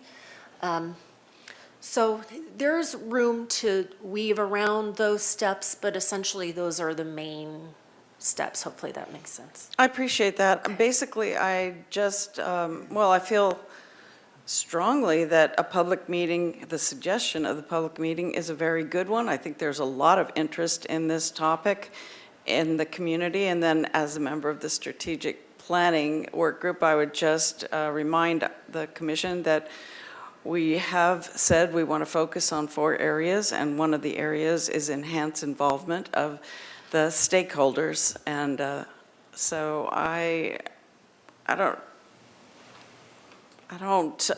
know what the actual order should be, but I'm in favor of a public meeting. And Commissioner Ford and Harbor Commission, just to step in, this isn't really unique to this item. This is really, these are the steps that we take to handle any policy. And so we're not in an uncommon place. This was really just an informational presentation. It usually spurs a lot of kind of questions and more questions. I don't think we're at a spot where we can just all of a sudden make a policy decision right now, but a good step forward would be to continue to work with the commercial fishing work group. After having this meeting, we're kind of just bringing everybody along and getting everybody on board with what the existing constraints are and what the existing policy says. And so fortunately and unfortunately, these things often take 12, 18 months. We've been through it with cruise ships, with slip assignment stuff. It takes time getting all of the input from the public and the people involved. Commissioner Cohen? Yeah, thank you. I appreciate the presentation as well from staff. I know you guys put a lot of time and effort into that, and certainly I'm sure all of us learned something. I am a little bit, I appreciate what you said, that what you're focusing is on the box that we have right now, and if we want to change that box, then I assume that that's going to, depend upon, the commission, and if they want to do something different. And I just can't leave this conversation without us having some sort of actionable plan, because I understand, I think this was unanimous from City Council that they wanted us to focus on ways to support and expand the fishing community within our harbor. And I know that that there were several meetings with the fishing community, and the one thing that kept coming up was that unless they are able to get a slip, and get into our harbor, then, they're dead on arrival. So I hope that, we can, as a council or as a commission, I'm not sure what the next step needs to be, but I hope that we're able to come up with some actionable item tonight to either have a public meeting or to task the fishing group with exploring out-of-the-box,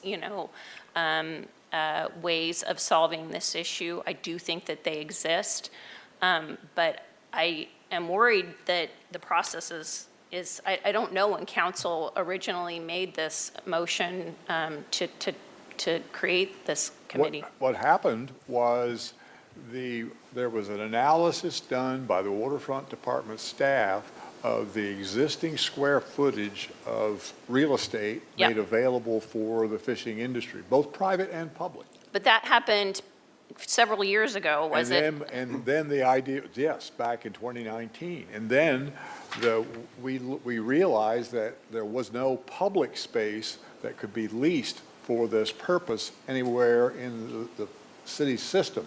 So we went back to the council to ask for direction.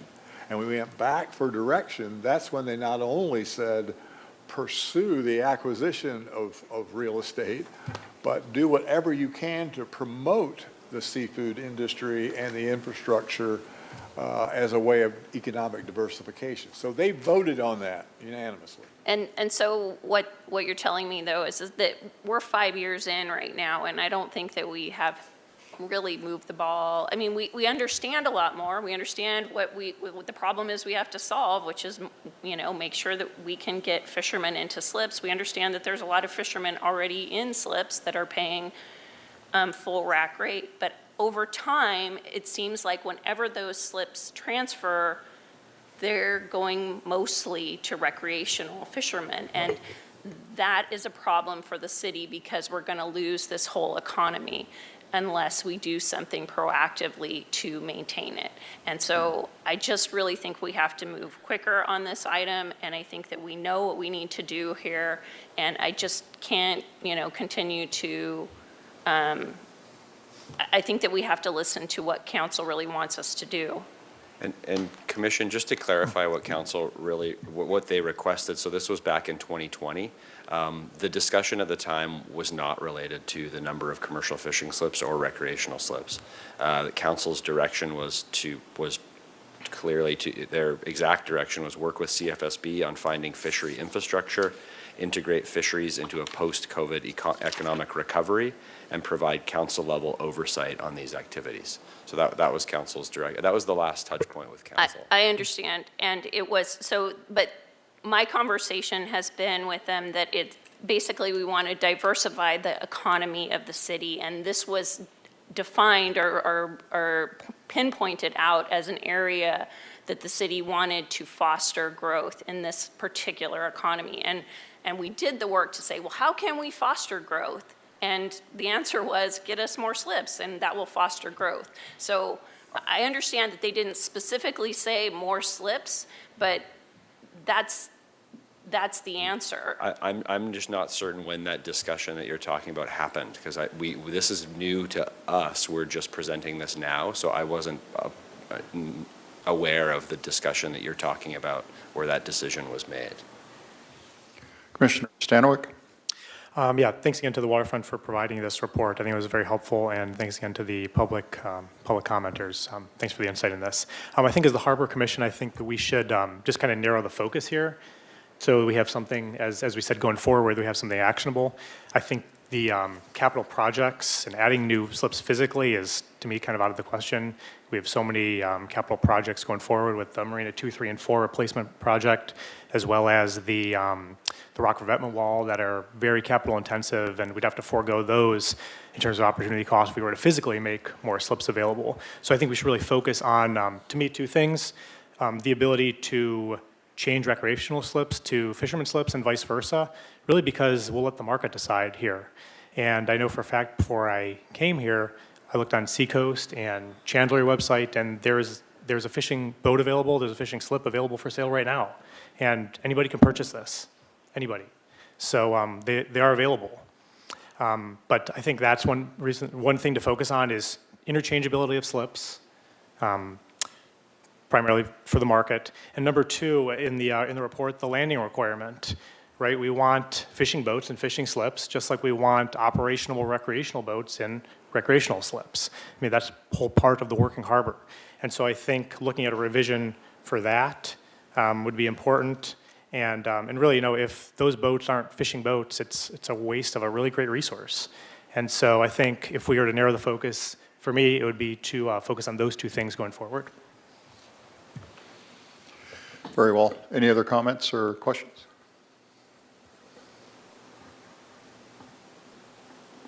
Okay.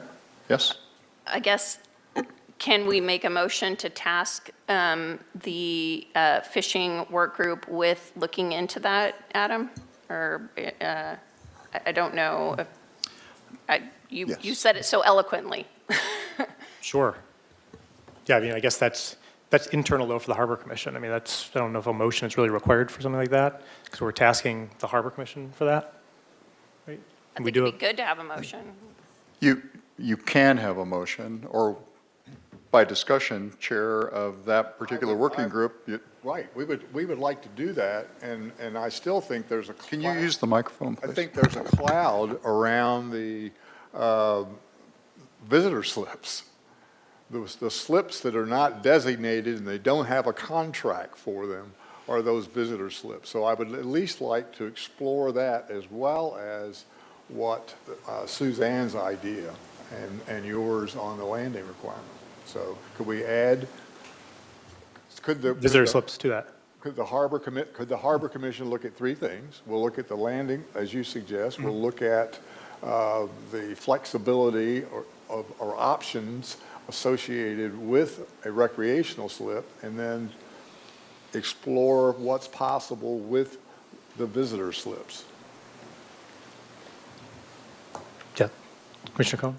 I would also leave it open to, you know, if we have public comment, there might be creative solutions that we haven't, you know, we haven't thought of. And so I think that we just want to look at out-of-the-box solutions. So, you know, yeah.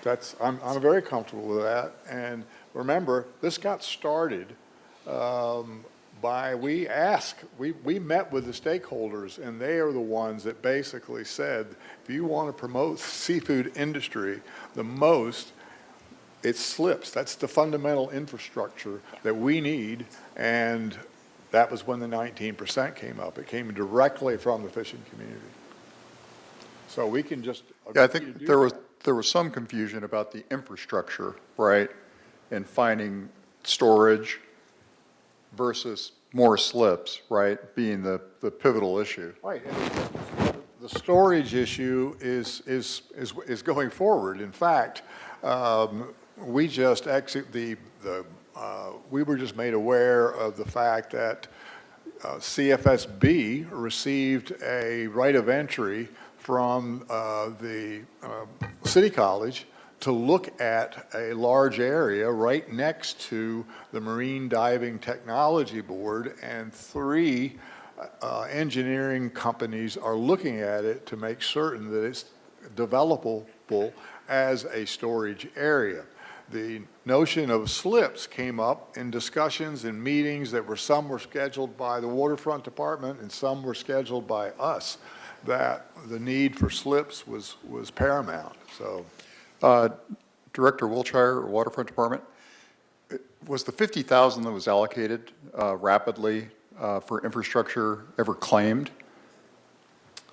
The original 25,000 was utilized for grant matching, and I don't believe the 50,000 was utilized in its full capacity, and the intent of that was to identify real estate space. I believe CFSB at one point did a survey with the fishermen of what they needed most. It was storage, cold storage, I don't know offhand, welding services. They kind of surveyed the fishermen, and so that was the original discussion of where those funds were to be directed. The funds have been, it's my understanding that the former city administrator has authorized those funds to be used to do the engineering analysis at on the property at Santa Barbara City College. Great. Yes.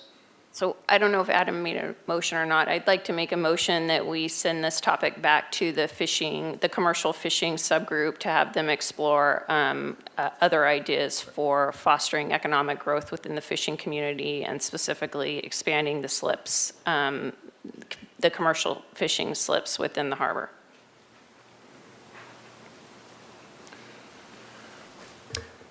Can I make an amendment to that?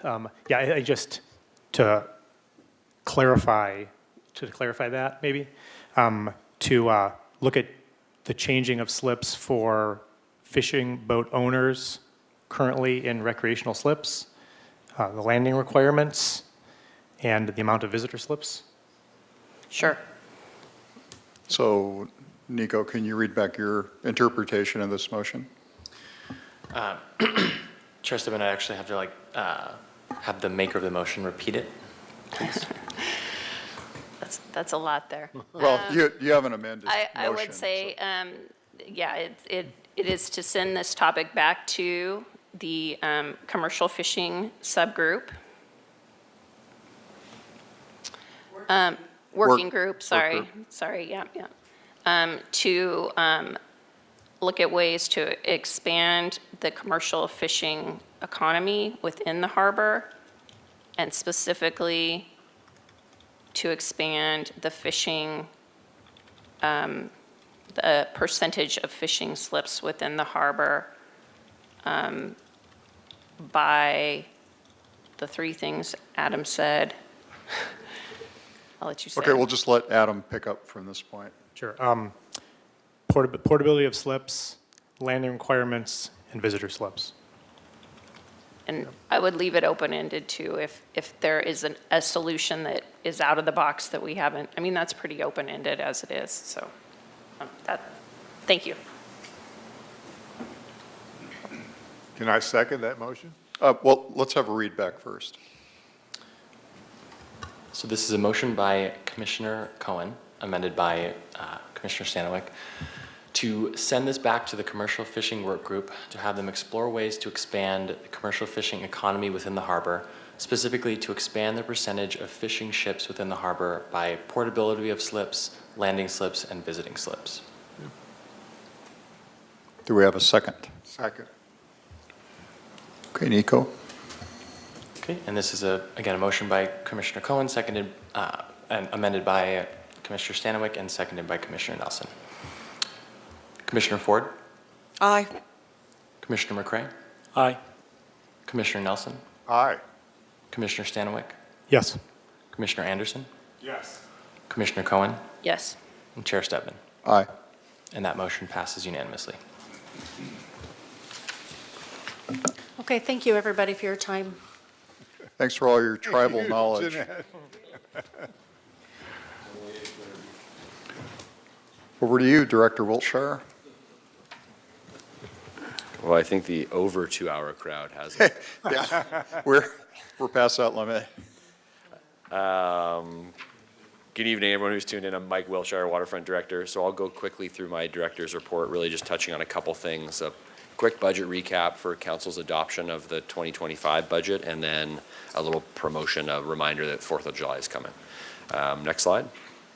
So with respect to budget, we've seen this timeline before. And this is more so because I know we received a couple public comments by email regarding the budget and passing. And so this is, I know the budget is set and council adopted it last week, but this is really to kind of give the insight that this is a very repetitive process. So we're going to be back here for our FY26 budget in no time. So staff will start on that in October and winter of this coming year. And the dates that you see up there will be very, very similar next year. We'll likely bring it through Harbor Commission twice again. And so just to get any members of the public who want to get involved, our budget is a process that is very, very repetitive and kind of follows this same schedule. Next slide. You've also seen this. So really, with council adopting the FY25 budget on June 11th, that was not only the waterfront budget, but the entire city's budget. These are our final numbers, and so the real takeaway with this is our revenues on the left at 20,400,000 and change. Expenditures on the right, 20,900,000. So this includes all of the fees and adjustments that were put forth by Harbor Commission and staff and accepted by council on June 11th. So you can note that we are still budgeting a deficit of roughly $430,000. Budgeting is a prediction, so we'll see how this year pans out. If we do run a deficit, we'll use reserves to cover that delta. Next slide. All of these were presented in the Harbor Commission meetings over the last couple months, as well as council. These are our adopted fee changes for FY25, with the main and most significant being the raise of our hourly parking rate from $3 to $3.50, which has the most significant revenue impact for the waterfront. Next slide. Here's a list of permit and miscellaneous fees. A lot of these are a little more minor with respect to revenue. One of the major ones is the increase of ice from 10 cents per pound to 15% per pound. And this was really a result of agreeing to pay the fuel dock more as an operator. So we spoke with Harbor Commission, I believe, 8 months or a year or so ago, and the agreement was to pay them more as the operator, and the intent was for the waterfront to try and recoup those costs to be able to pay them to operate it. And so that's where this increase in ice came from. Next slide. And slip fees, also another very impactful increase. So City Council approved a 10% increase to monthly slip permit fees, which is significant for us. It's obviously a very important source of revenue for the Waterfront Department. We've spent the last few months talking about the needs and where those dollars go. So the intent's not to get into that now, but just a reminder that these were the fees that were adopted last week. Next slide. And slip transfer fees, so also for the public and users of the waterfront. So this is kind of a long-running process that we ground through and went through with the slip assignment work group and Harbor Commission. And so up on the screen now is this kind of 7-year implementation matrix. We're about in the middle of that at FY25, and so the general gist of it is the slips that are 40 feet and below, the transfer fee is decreasing, and will do so for the next few years. The slips that are 50 feet and above, the slip transfer fee is increasing. So these will be effective as of July 1st. One other note with slip transfer fees, it was discussed at some of the Harbor Commission meetings. There's no inflationary adjustment in this. Staff's takeaway was that we'll address that at our next budget cycle. So we'll bring kind of some options to the Harbor Commission where we can show what an inflationary component would be like. The last few years have been pretty unique, so we'll bring those to Harbor Commission as part of our next budget cycle. Next slide. Liveaboard fee discussion. So during Council's June 11th deliberations, there were 4 public comments pertaining to liveaboard costs and fee increases. So although we did hold the liveaboard permit portion of the fee fixed this year at $143 per month, there was still concern and comment from the public at that stage. So these 4 public commenters were all liveaboard, so it was specific to costs of living aboard. Council spoke at length during the June 11th meeting and requested that Harbor Commission have a look at our liveaboard policy, associated fees, kind of assess them for fairness and see if there's anything that can or should be done with respect to that. So staff plans to bring this back to the Harbor Commission in the coming months when we have some time on a meeting. And when we have time to kind of lay it all out and get you some informative information. And then from there, we can have a discussion on any improvements or changes that we'd want to make to the liveaboard policy or fees. Next slide.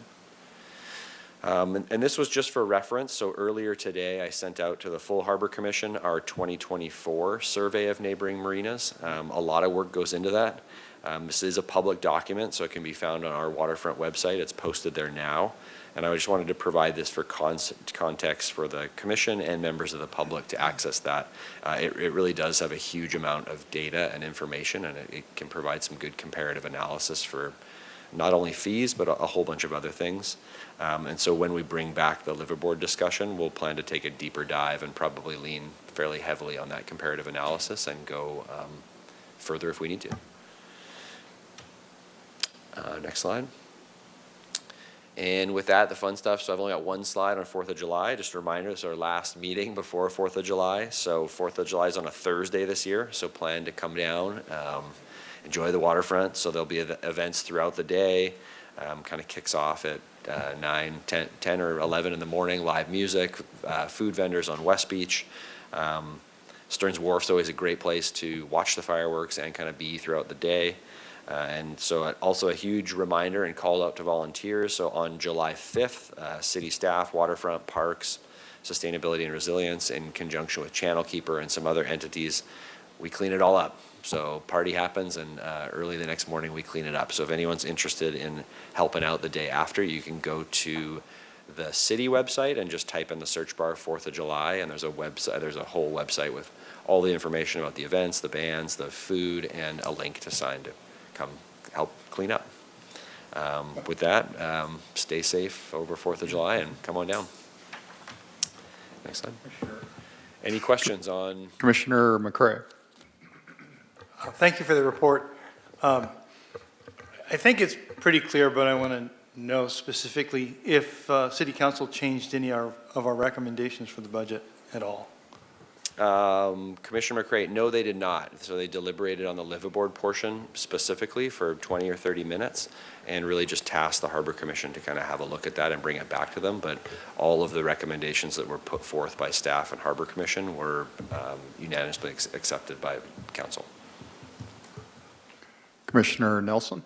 I saw in your note that you shared with us, that you sort of put the new city manager on notice that the state of California and the Lands Commission has some interest in how we deal with liveaboards.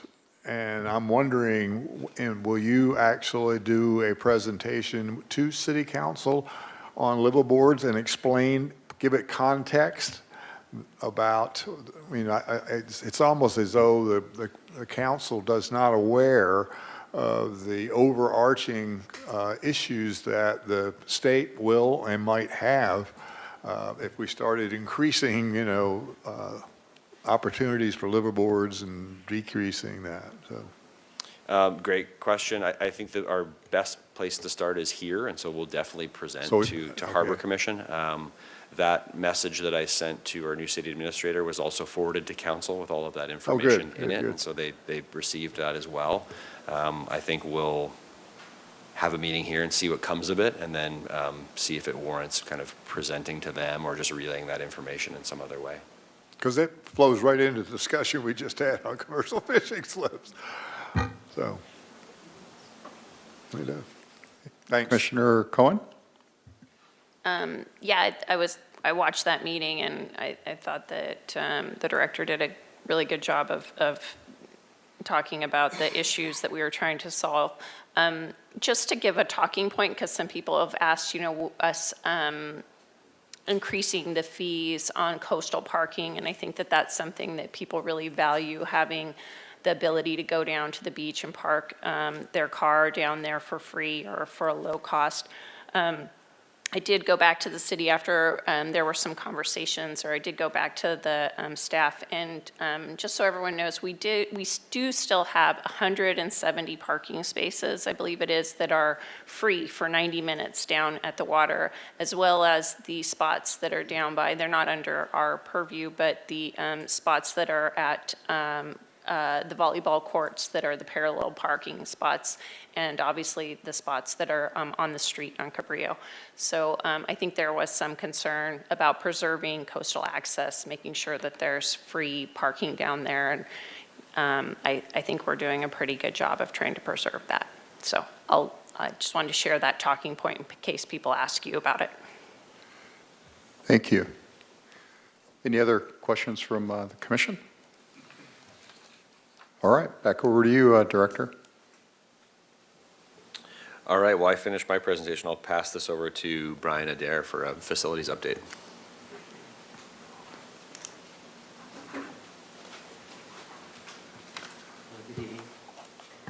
Good evening. My name is Brian Dare, Facilities Manager at the Waterfront. Hello, Chair and Commissioners.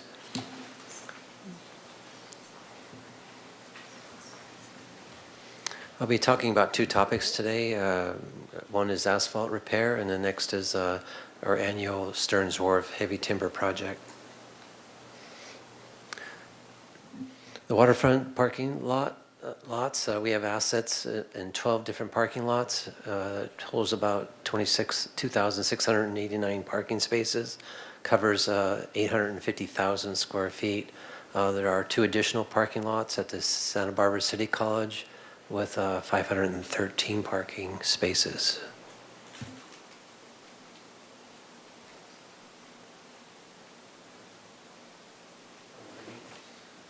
The parking lot maintenance program is a 5-year, trying to look at our needs over a 5-year period.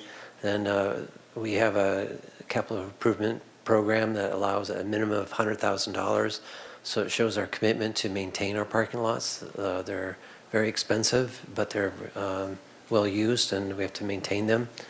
At the Santa Barbara City College, there are 2 parking lots, the La Playa West and La Playa East. They fall under the city's joint use agreement, and the City College pays for the maintenance of those parking lots. This year we did Phase 1 and Phase 2 of asphalt repairs.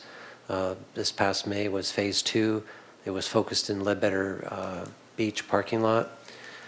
We did grind and repaving of 22,300 square feet. And there will be restriping that's following in those areas that were disturbed. Work was contracted with the City Public Works Streets Department, and we're pending an invoice, but the budget was set at $50,000 to do this work. Here's a slide showing that they have really great equipment, the city does. So they came in with their heavy equipment and did the grinding. And then you can see there they did big swaths of repaving, grind and repaving.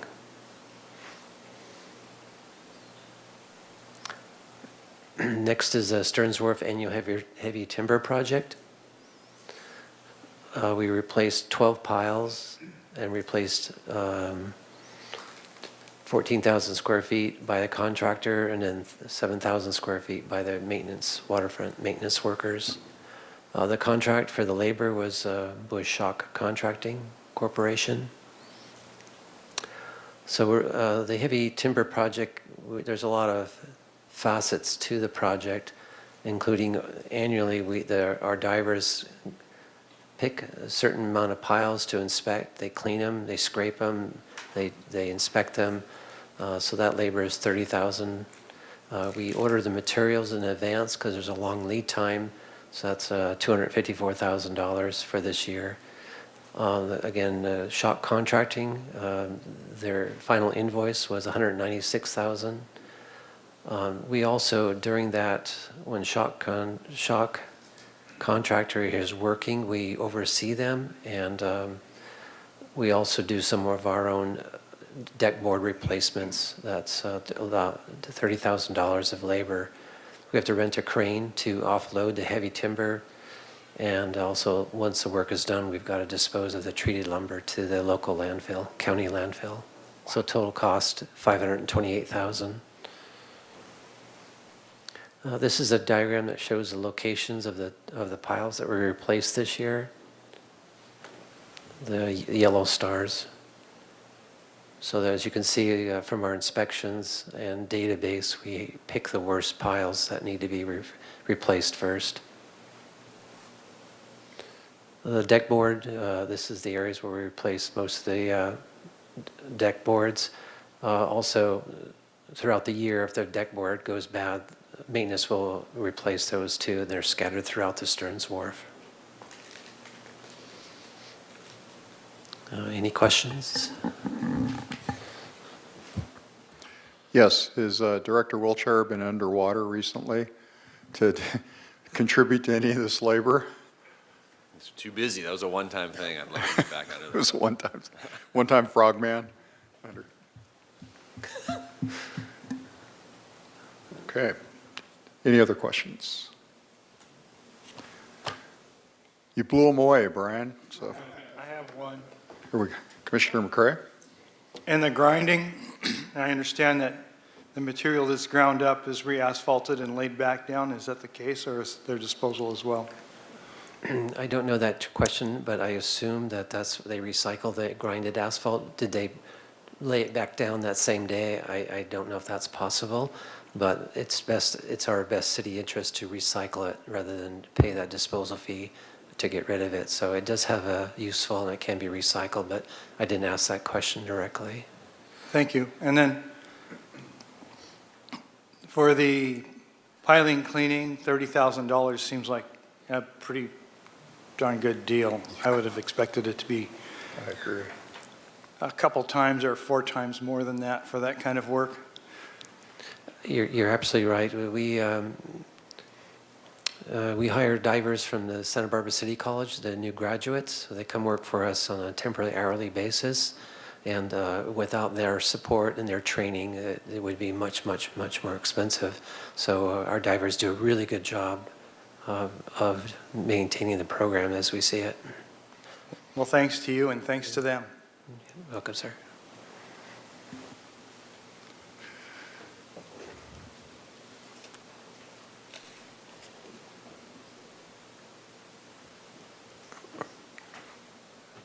Over to you, Director. Final item of the night, Cesar Barrios, Business Service Report.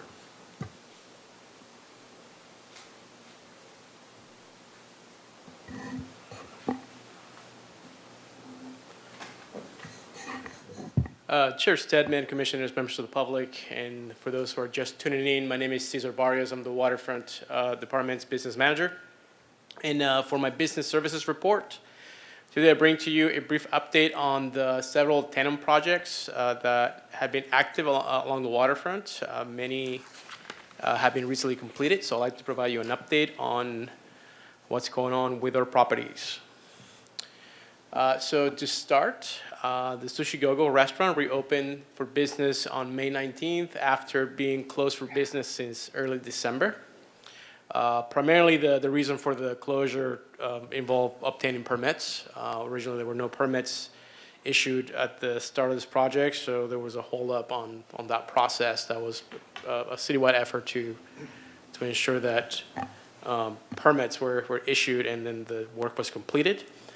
The repairs and renovations included electrical, plumbing, new doors and windows, as well as retrofitting the sidewalk and ramps to meet the ADA requirements. And if you can see right here in this photo, you can kind of tell that slab, which is right across the Brophy's retail store, that's all new sidewalk. And previously to the construction, the sloping was not to ADA requirements, so it had to be level to be under 5%. And then also to provide a little bit of history on this location, on this business. This is a 198 square foot restaurant, has been owned and operated by Mr. Chris Kim since 2012. And since then, he's run a very successful business. So we're very, very happy to see him back in business, and perfect timing for the summer. So next, I have the Dark Coffee Shop. It first opened its doors in the Santa Barbara Harbor as part of the Santa Barbara Maritime Museum. And they opened their doors in early April, but they had their official ribbon cutting ceremony in May 15th. There were several officials that attended, including community leaders, the Chamber of Commerce, as well as Waterfront Management. And then since opening, I don't know if you have visited the location, but they've been very successful. We're very excited to see a lot of activity in that area. Also, it has been very successful to the museum. I heard from their director, Mr. Gorga, that just by the month of April, at the end of April, memberships have gone up 20%. A lot of it just by the exposure. So we're very excited for this location, and it brings a new and more vibrant activity to that space. Then an update on the harbor restaurant. So this location, or this is located up on the wharf at 217 Stearns Wharf. And back in December of 2023, it experienced significant rainstorm damage, which required emergency repairs. As I reported priorly, the rainwater entered the ground through the floor kitchen. It damaged the ceilings, a lot of equipment, the walls. So, and while they were addressing the water damage, they discovered some structural damage as well. A lot of the damage was done to the framing of the building, floor joists, and as a result, the restaurant downstairs, the harbor restaurant itself, has been closed since December and unable to operate. Currently, the city of Santa Barbara has issued the building permits, but they are awaiting coastal development permits, and those hopefully will go through an exemption process and will expedite the construction. So at this time, though, it is unknown when they're going to reopen. However, the second floor space, Lombard's Grill, it is open for business, and they're a function of the weather. So I'm hoping. Well, I was happy to see this past weekend that the deck was very, very busy, and the place is being utilized. In addition to that, we retrofitted the 80-foot flagpole that had not been in use since summer of 2022. So that was an effort that the city took on in assisting this location. Normally, that pole is part of the lease of the harbor restaurant, but in lieu of all the work they've been doing, the department took on the responsibility and retrofitted the pole, added new flags, and right now the American flag was hoisted, and we have a brand new flag ready for the 4th of July. I will continue to provide updates on this restaurant as we progress. The Moby Dick Restaurant Clam Bar, or Oyster Bar perhaps, as it was rebranded, it opened for business on May 23rd. So this new addition to the restaurant is located on the north side of the building, and is definitely providing a significant new view to the patrons that visit this location. As you can see in this photo, that's from their website and their press release, beautifully done.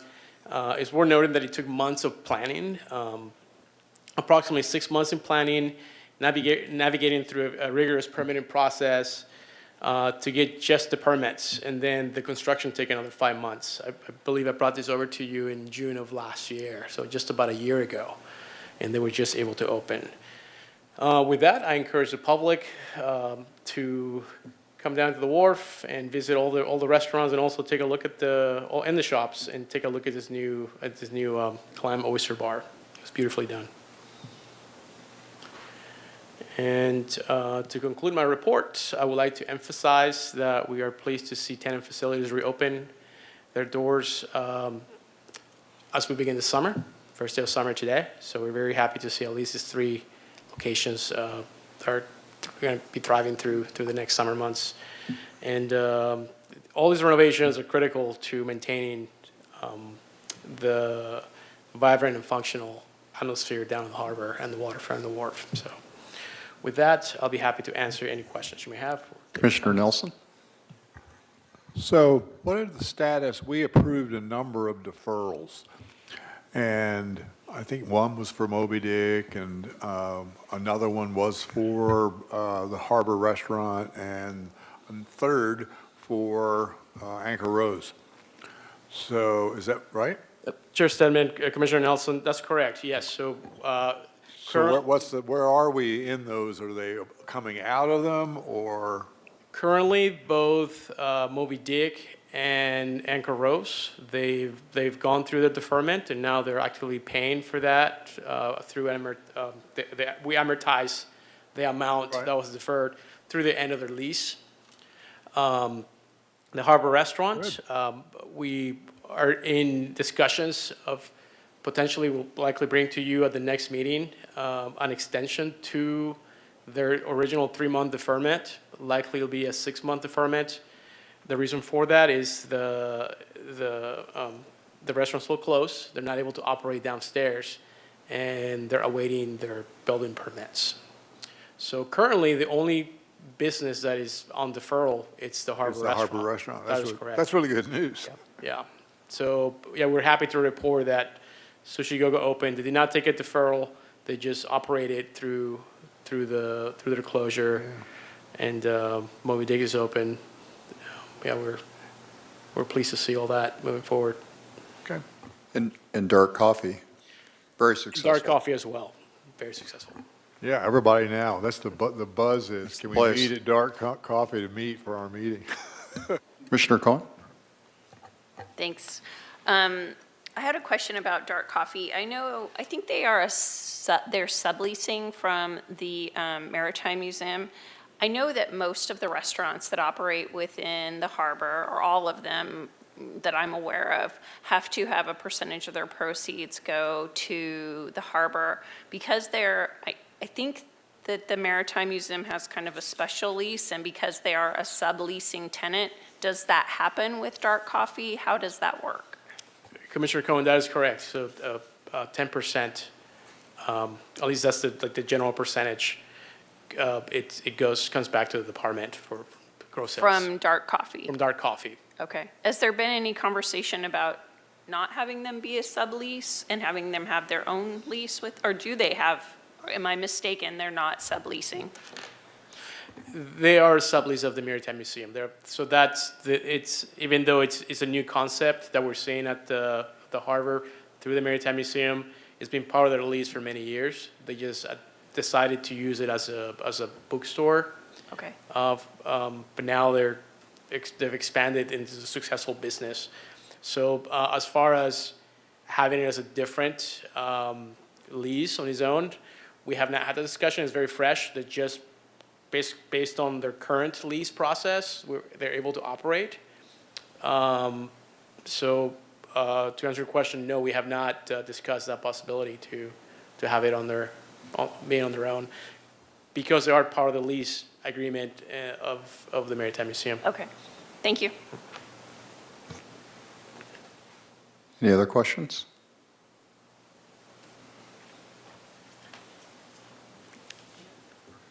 Yes. I Commissioner would Ford. also just mention, as we talk about extending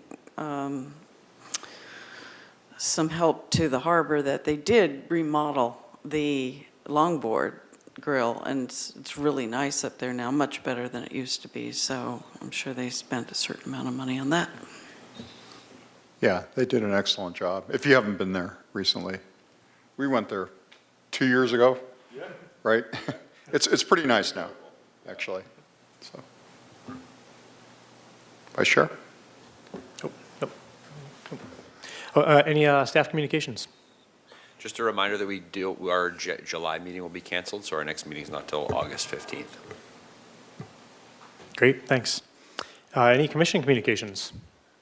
Commissioner Ford.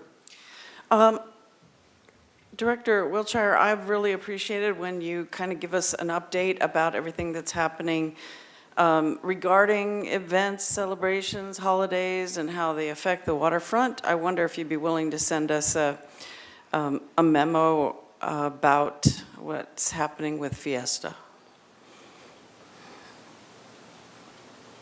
I can gather that information and do that. As it pertains to the waterfront, I think we have some big things happening. We do.